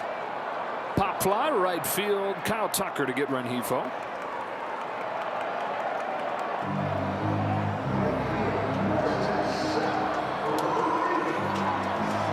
Yeah, now Frelick. Dodgers would like Gervais to finish this game unless the scoreboard changes and they get it to 5-3, 5-4, 5-5. Then you might see some other names.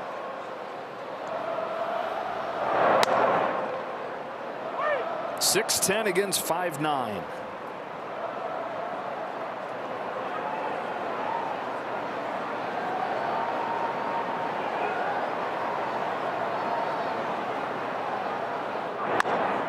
Bouncing ball to Kim. 2 up, 2 down to the 6.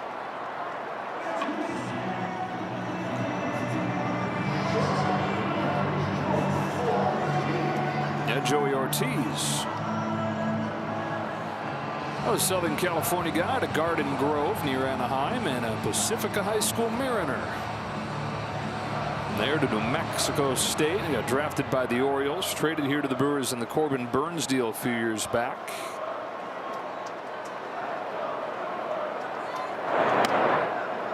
Takes the first one a little bit high.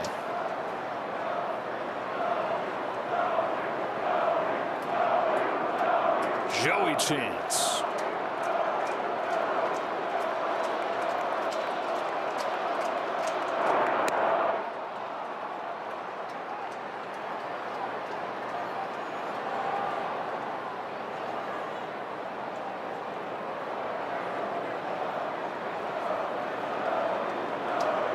Four in the first, 1 in the second for Milwaukee. Just 1 walk in the 4 innings since then. Dodger pitching facing the minimum since the 2nd inning. Gervais to Ortiz, a 2-1 pitch.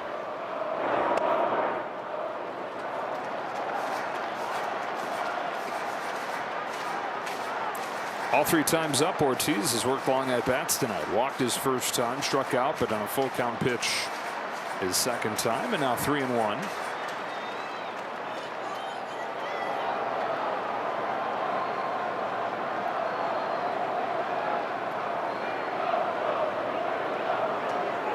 That's 2-out walk, his 2nd.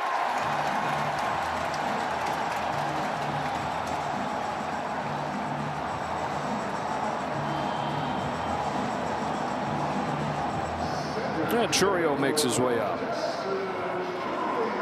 The big news over in the American League tonight. Garrett Cole makes his return from Tommy John surgery. His first start more than 500 days. And Cole against the top team in the American League, Tampa Bay. 6 scoreless innings, just 2 hits.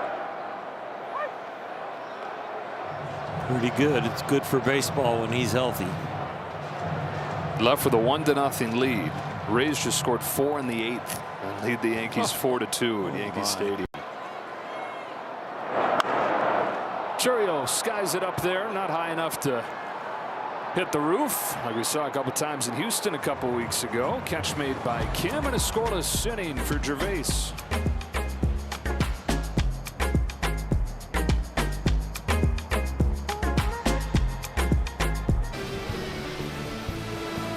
Well, you probably know the name for different reasons, but Tommy John, the pitcher, pretty darn good himself. And happy 83rd birthday to Tommy John, who pitched in the major leagues for 26 seasons until he was 46 years old. Teoscar Hernandez leads off the 7th, takes a strike from Shane Drowan in a 5-0 ball game. 14 of those 26 years came after the surgery that he now has his name on. Of course, it was Dr. Frank Jobe that did the operation after Tommy felt his elbow pop. Back in those days, that was pretty much a death sentence if you were going to undergo surgery, not just arm surgery, but surgery period as an athlete. Just the advancements in medical technology weren't such that you could really come back from it. But Tommy said, look, I don't think we have any other option. Most guys, they'd go through that injury, see Sandy Koufax, they would just sort of end their career abruptly. But he said, let's try it, because Dr. Jobe had thought about this kind of surgery for a couple of years. They had done this kind of surgery on hands, where they would replace ligaments in hands. Nobody really thought you could do it to an elbow and have it work. But he decided to give it a try, took a ligament out of his right wrist, put it into his left elbow. At first, it didn't work, so he had to go back in a couple months after that, and his hand had curled up. A couple of his fingers were paralyzed. It wasn't looking good. Did a little correction. A year and a half later, Tommy John comes back. Starts 31 games. Next year, he's runner-up for Cy Young. And again, a decade and a half more. Almost won 300 games. With as much of the career on the other side of that groundbreaking surgery as there was before it. Down the line to third, knocked down and recovered by Rengifo. Close play, not in time. Infield hit Hernandez. Dr. Jobe has more wins and saves than anybody in baseball after inventing that surgery. Should be some sort of recognition in the Hall of Fame for him. Maybe if they established a medical wing. Tommy John has said it himself. Surgery should have been named Frank Jobe surgery. Second hit of the game for Teoscar Hernandez. Leadoff man on again for the Dodgers.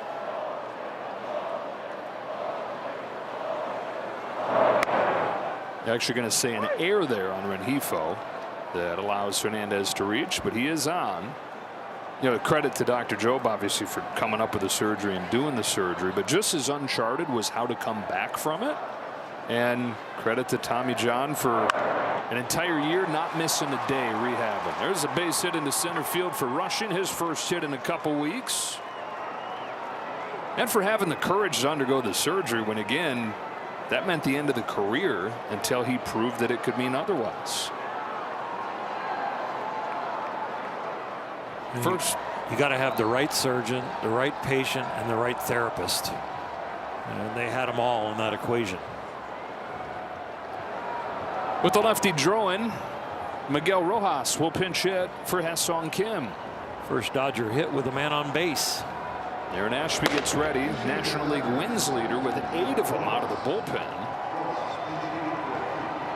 Man, oh man, Oral, how many runners can they get on and still have a goose egg up there? Been leaning on the door all night. Few wins. It's been the home runs that have done it. They need to start getting hits with runners in scoring position. 2 on, nobody out. Rojas pinch hitting for Kim. First at bat this week for Rojas.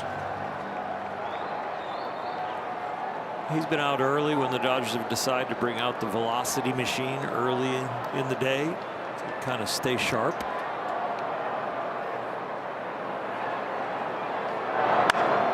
Smacks this ball the other way. Frelick retreats. He's got room. Hernandez heads for third, and they're at the corners.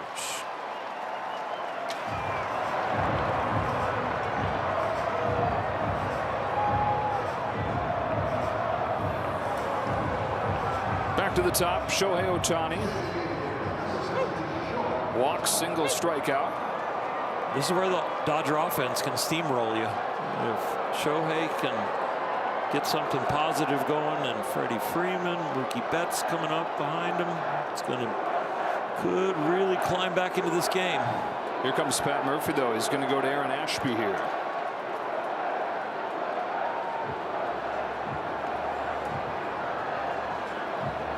So the Dodgers 3 hits, 5 walks, man aboard with the base runners, still looking for their first run. They've got their big guy coming up when you come back.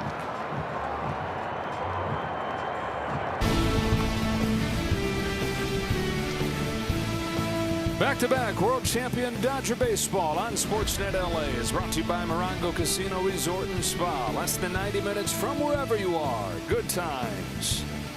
And it is Ohtani coming to the plate here. Dodgers trying to crack through, down 5-0. First and third and 1 out. Aaron Ashby's on to face him, and Aaron Ashby's having an awesome season, but he's faced Ohtani 6 times in his career, and Ohtani's 4 for 4 with 2 walks.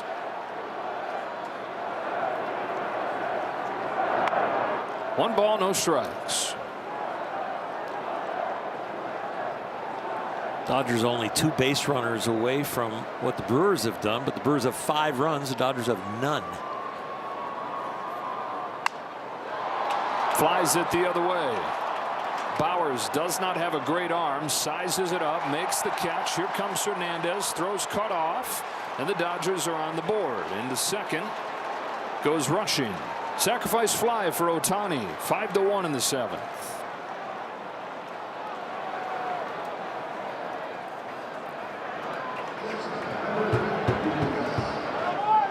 So they get first run in. They get rushing into scoring position. Here comes Betts.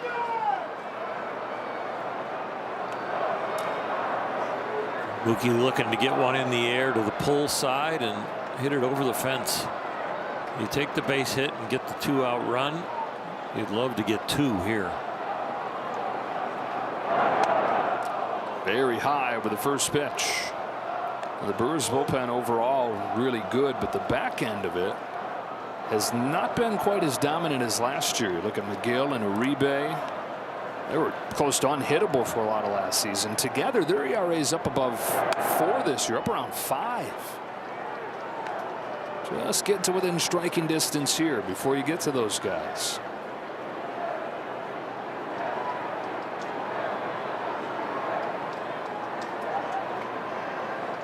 Ashby's 2-0.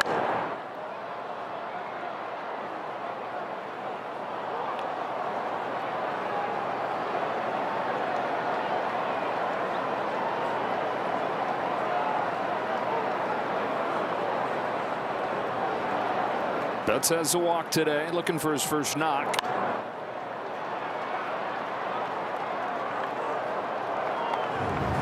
He's had 2 pitches to hit. Now with 2 strikes, he's going to have to battle him. Ashby's a reverse splits guy. Tougher on righties this year than lefties. Righty's only hitting 212 off of him. 2-2 pitch. Not close. You saw a second highest strikeout rate in the National League. Only Mason Miller has a higher strikeout rate than Ashby. One-time starter who they've moved into the bullpen, and he's flourished there. Here's his payoff. Betts grounds it along third. Rengifo's got it this time. Chucks it across the diamond in a stretch from Vaughn to hold the bag and end the inning. Betts says he's safe. He thinks Vaughn came off, and he might be right. They're going to challenge. Oh, Rengifo. He's going to be safe. Oh, no. I don't know. It's when it touches the leather. It's not when it's like actually captured. Calling the field's out. Now call at first base. New York can sync up the different camera angles. Now, I don't know if you can overturn it. I don't think you can. I think he's going to be out.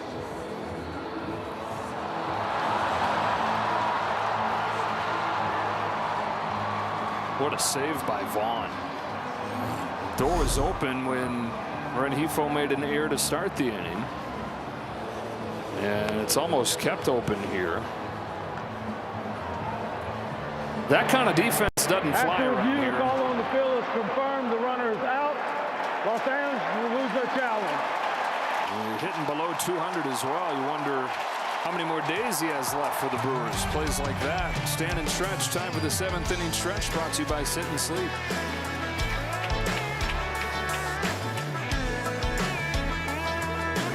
Allstate, good hands replay. Andrew Vaughn, good hands and good stretch. 2, 3, and 4 from Milwaukee. Terang rolls the first one to Miguel Rojas. And the game doesn't waste any time getting Rojas involved in it. Terang retired on 1 pitch. 5-1 ball game. Bottom of the 7th. Gervais trying to keep it right here with the 2nd inning of work. And here's Contreras, who's got the biggest swing of this game, a 3-run home run in the 1st inning. Milwaukee scored 4 in that 1st inning. Got another run in the 2nd. And they don't have a hit since. Slider down and in, and he just golfs it out of here. That was the first bad taste in Robo's mouth. I think Contreras is going to use a little veteran savvy right here. I think he's going to guess again, try and hit it out. 2-time All-Star, won a World Series with the Braves his rookie season. Yeah, big rip at a fastball, came up empty. Yeah, he's already got 2 hits in his back pocket. He's got a 5-1 lead, and he's like, nobody on, 1 out. Gonna give it a little pump action.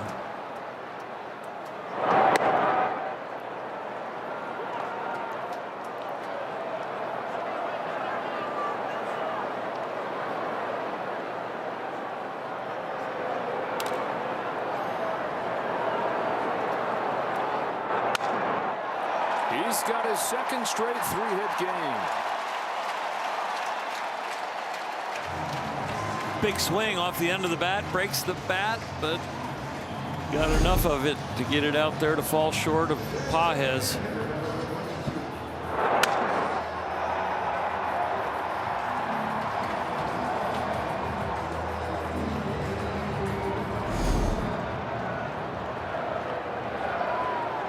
Now it's Yelich. Milwaukee had missed the playoffs 7 years in a row when they traded for Christian Yelich before the 2018 season, and he wins MVP, runner-up the next year. Since he arrived, 7 trips to the playoffs in 8 years. Franchise-changing, franchise-defining player right here. He is on Mount Rushmore of Milwaukee Brewers baseball.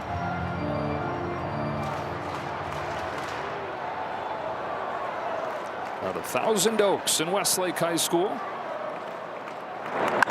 Climbs the ladder to get to this fastball. Sends it in the air to deep center, but Pages has room.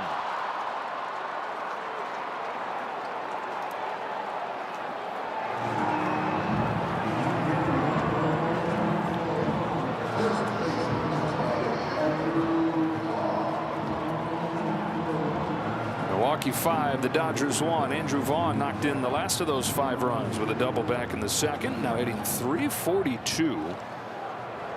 Yeah, about a half a season.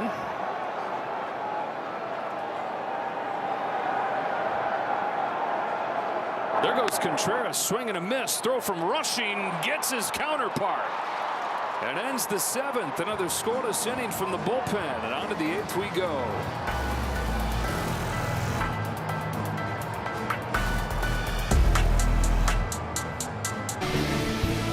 Back-to-back world champion Dodger baseball on Sportsnet LA is brought to you by Jack in the Box. Jack's new Smash Jack Sliders Munchie Meal with a chance to win the $75,000 prize for Jack's 75th anniversary. Dodgers down 5-1, running out of chances here. Freddie Freeman leading off the 8th. A walk and 2 Ks today. Ball 1 from Aaron Ashby. Ashby, the nephew of the former All-Star pitcher Andy Ashby, who pitched a few seasons in LA.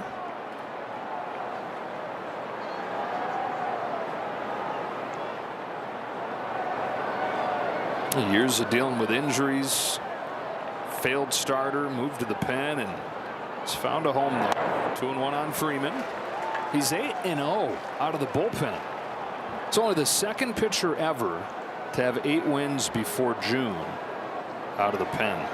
Mike Marshall did it in 1979, the old Dodger star reliever.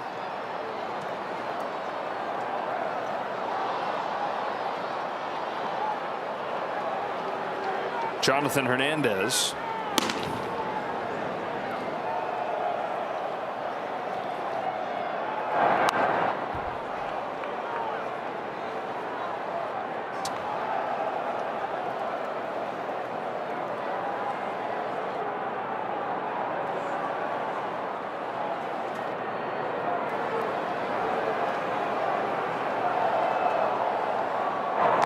Freeman checks his swing and the count goes full. They've been getting the leadoff man on just about every inning.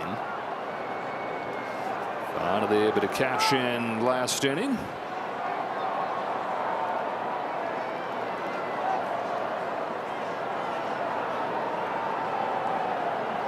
Payoff and a leadoff walk.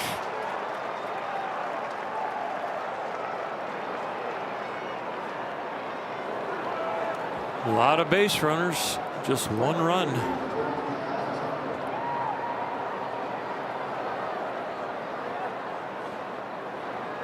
They've been waiting for an explosion and they're running out of time. They need one quickly.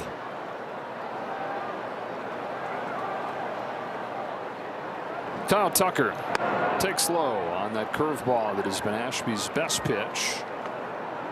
In fact, he's not given up a hit on it and gets misses on 70% of the swings against that pitch. Looks like a typo.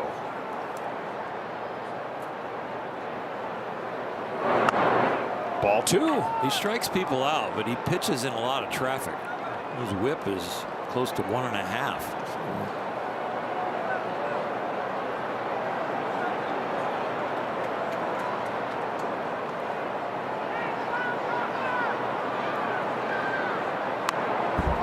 Fouled back, 2-1.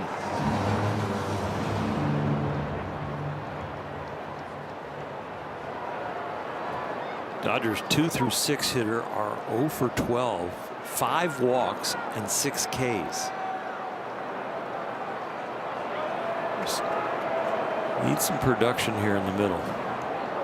Tucker ahead. Stays that way. Ball 3. No challenges left for Milwaukee.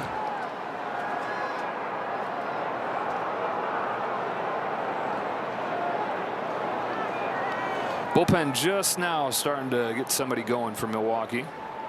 On a 3-1, Tucker watches a strike on the outside corner. Full count. Just barely a think.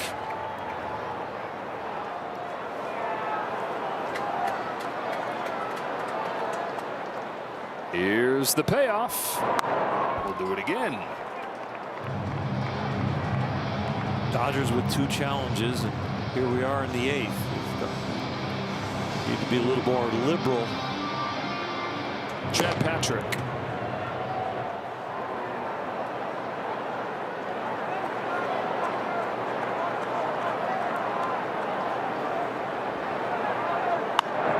Another foul.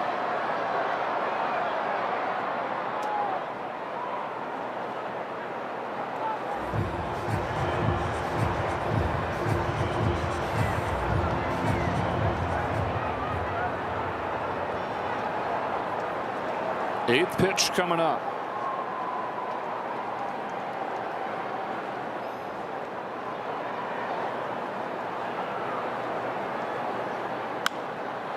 Popped into shallow right.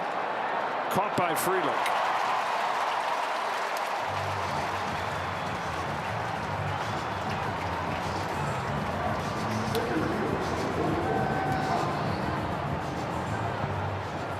Runner at first, one away for Pages.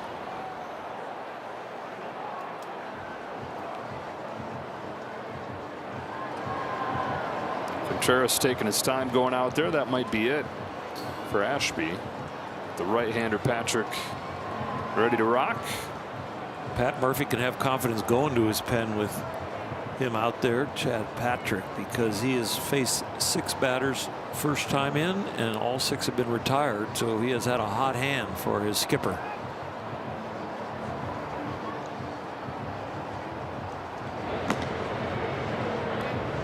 One of the most comforting things for a manager is understanding who you're bringing in and how they have performed, especially against the first batter. He's going to leave Ashby in for Pages. Lefty against righty with the lefty Muncy on deck. And Pages fouls back the first pitch. Had runners at first and second the last time he was up and struck out. Here he's got Freeman at first. And he's got a 1-1 count.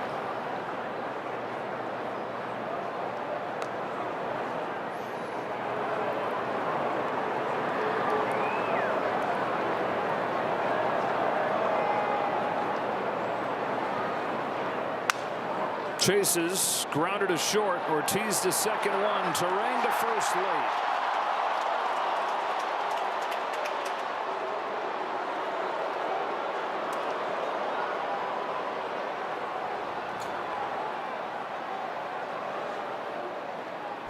And he doesn't pout coming out of the box. That hustle keeps this inning alive and gives him a chance, especially with Max Muncy coming up.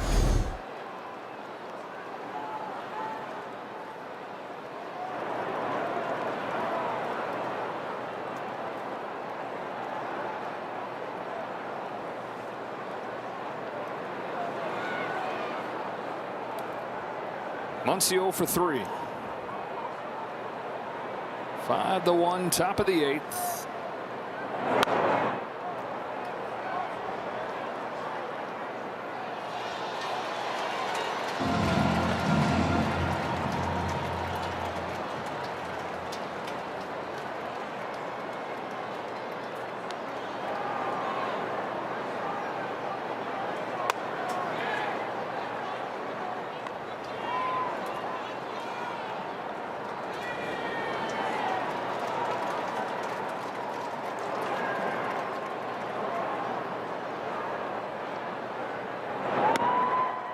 Curveball makes it all the way back home. Slider, actually. It was right at his front hip and then barely makes it back to the plate.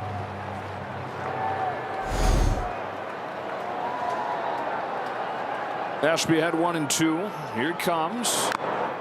Pops out of the glove. Contreras in some pain. Well, man, you hope for his and the Brewers' sake that's not related to the finger that he had dealt with for a couple of years that he had surgically repaired this offseason. But in that catching hand.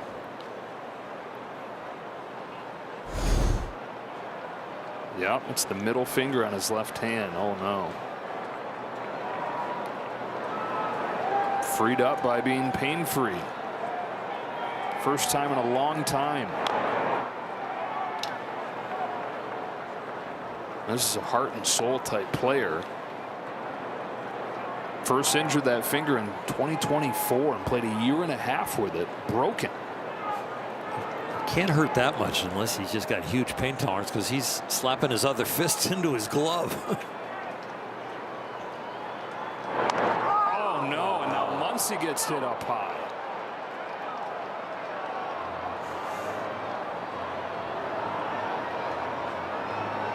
Speaking of guys that you don't like the picture your team being without. Pointing at his right wrist.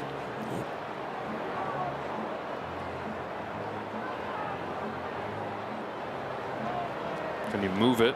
Thomas Albert asked. Such a mental battle for the left on left situation of I'm going to stay in there, I'm going to stay in there, and all of a sudden you got to get out of the way, and you just consciously saying I'm staying in, and you just can't react fast enough.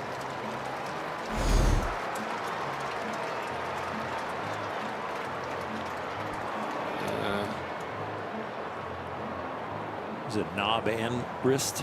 I don't know if it quite got up there to the small bones where you're almost always, you know what. Yeah. He is going to leave the game. And so is Aaron Ashby. 5-1 ball game. Dodgers have him at first and second. And they'll have Teoscar Hernandez coming up when we come back.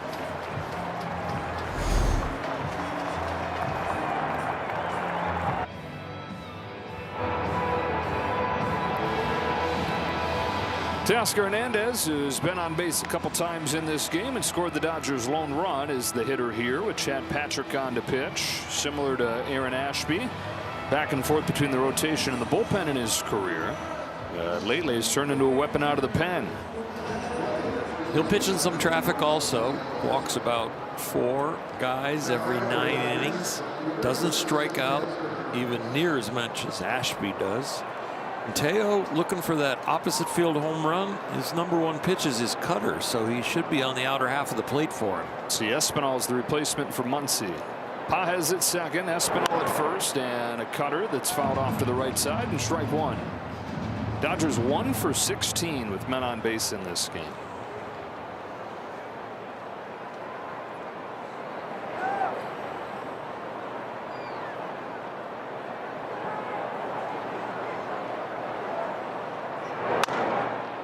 Bounce to first. Routine for Vaughn to the bottom of the 8th.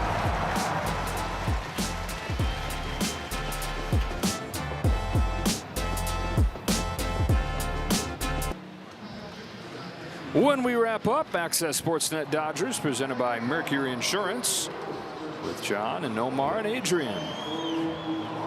Dodgers down 5-1 as we go to the bottom of the 8th inning. A couple more scoreless innings. 31 in a row for the bullpen, and a reason for Mark Pryor to smile. This pen has been awesome. Longest scoreless inning streak since 1998 for the Dodger pen. And now a Dodger debut here for Jonathan Hernandez, who is pitching in the major leagues for the first time in 2 years. He pitched for the Texas Rangers, handful of seasons. 2024, a couple games for the Mariners, but hasn't pitched in the big league since. Dodgers just got him from Philadelphia, where he'd been pitching in AAA.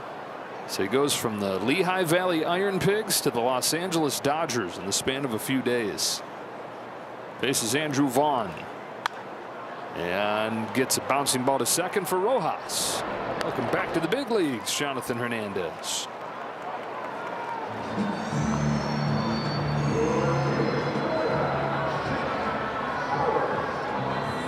Espinal stays in the game, replacing Max Muncy at third. And here's Bowers. Series will continue tomorrow. Game will be exclusively on Fox. At 4:15 Los Angeles time, Roki Sasaki faces off with Robert Gasser. Sunday, back on Sportsnet LA at 11:10, Yamamoto and Brandon Sproat.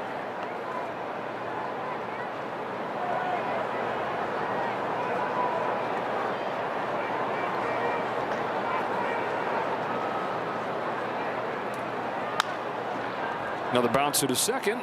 Couple plays for Rojas. 2 out.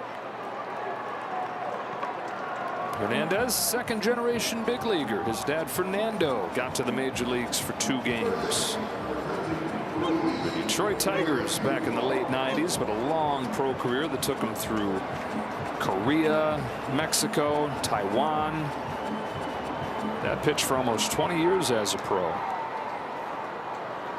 From the Dominican Republic, Jonathan was born in Memphis while his dad was pitching for the AAA Cardinals club there.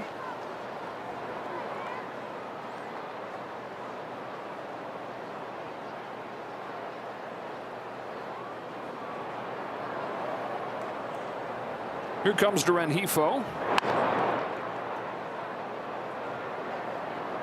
9th inning for the Dodgers. They'll have rushing Rojas and Ohtani due up. Tonight, the story: missed opportunities. Dodgers only 1 fewer base runner than the Brewers have had. Brewers got the 4 runs, first 5 hitters of the ball game. Got another run in the second. Only 1 hit since. Dodgers, though, 1 for 17 with men on base. And they've left 9 guys on base. Brewers have only left 5.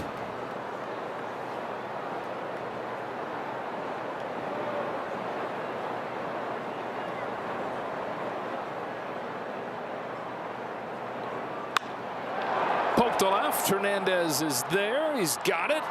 And a 1-2-3 inning is returned to the major leagues. Welcome back, Jonathan Hernandez.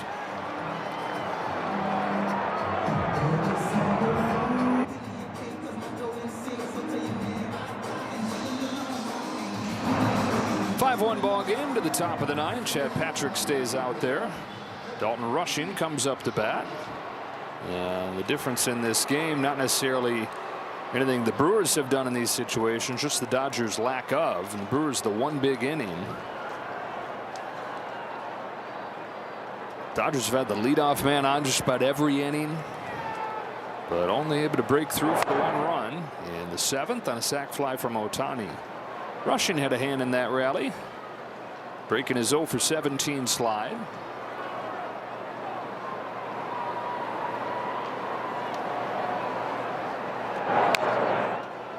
One and one on Rushing. Saw a couple defensive changes. Blake Perkins is in center field. Jackson Churrio's moved over to left.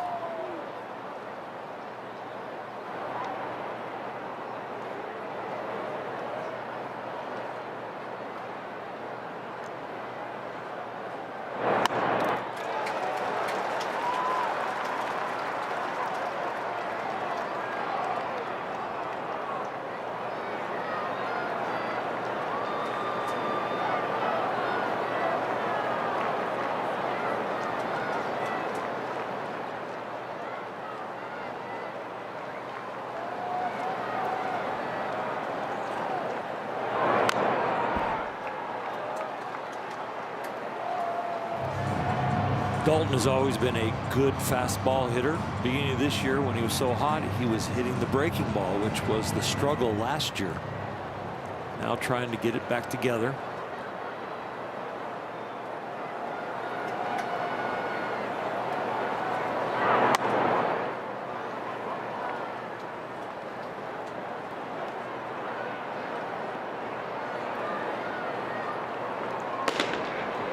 Uribe, just in case.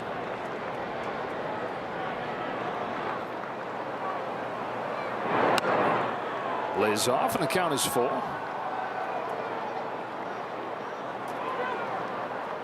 Two of the top 3 teams in the National League head to head this weekend here. Dodgers the 2nd best record, Brewers 3rd best record. Everybody chasing Atlanta.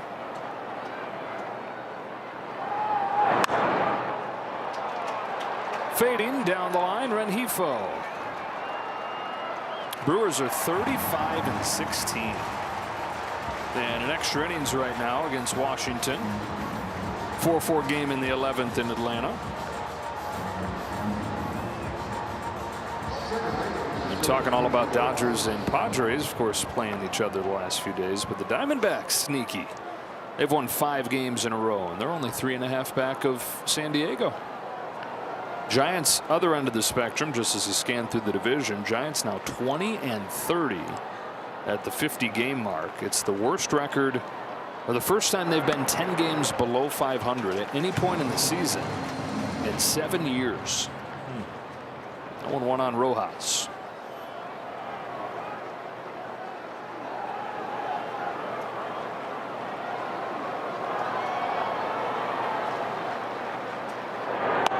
There's the Rockies, 19-32. Worst record in the National League. Worst record in baseball, though, belongs to the Angels, 17-34.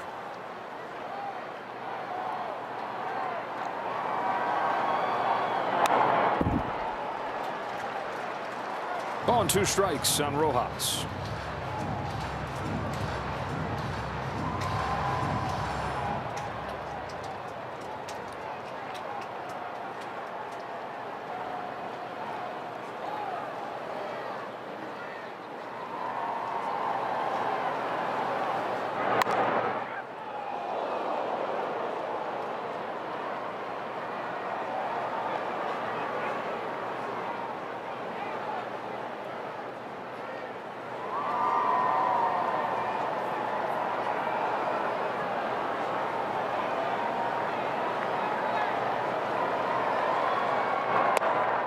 Rojas lays off. Count evens up.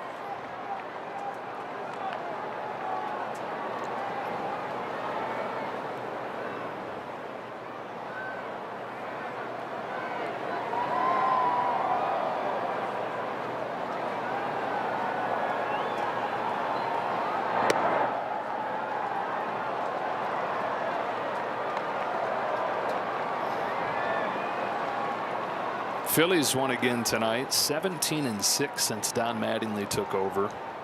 Christopher Sanchez, 8 scoreless innings, now 37 2/3 in a row. Rojas stays alive. Got those Phillies coming to Dodger Stadium next weekend. They always bring a lot of energy, a lot of ability and resumes. Fun to watch. Nice challenge.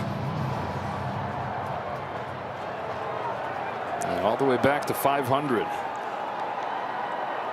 After a really bad start that cost Rob Thompson his job. Rojas sends a lazy fly down the line. Can anybody get there? Rengifo can, and they're down to their last out. He had the hardest angle, but he made it look easy. Left fielder, easy angle. Shortstop, a little easier angle than the third baseman. Makes a nice play.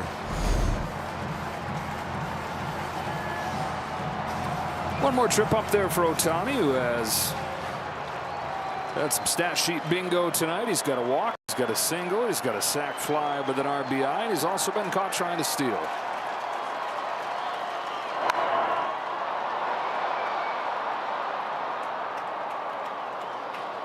Singles extended his hitting streak to 8 games. Well over 400 in that time.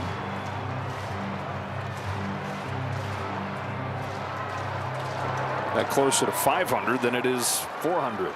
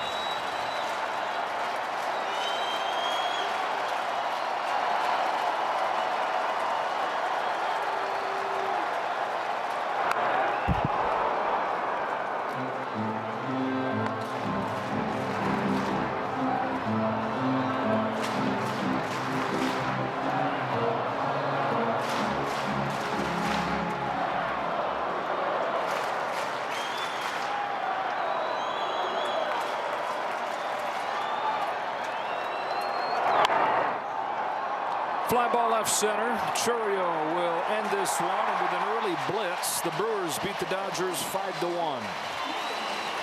It wasn't about traffic. It was about getting the traffic in.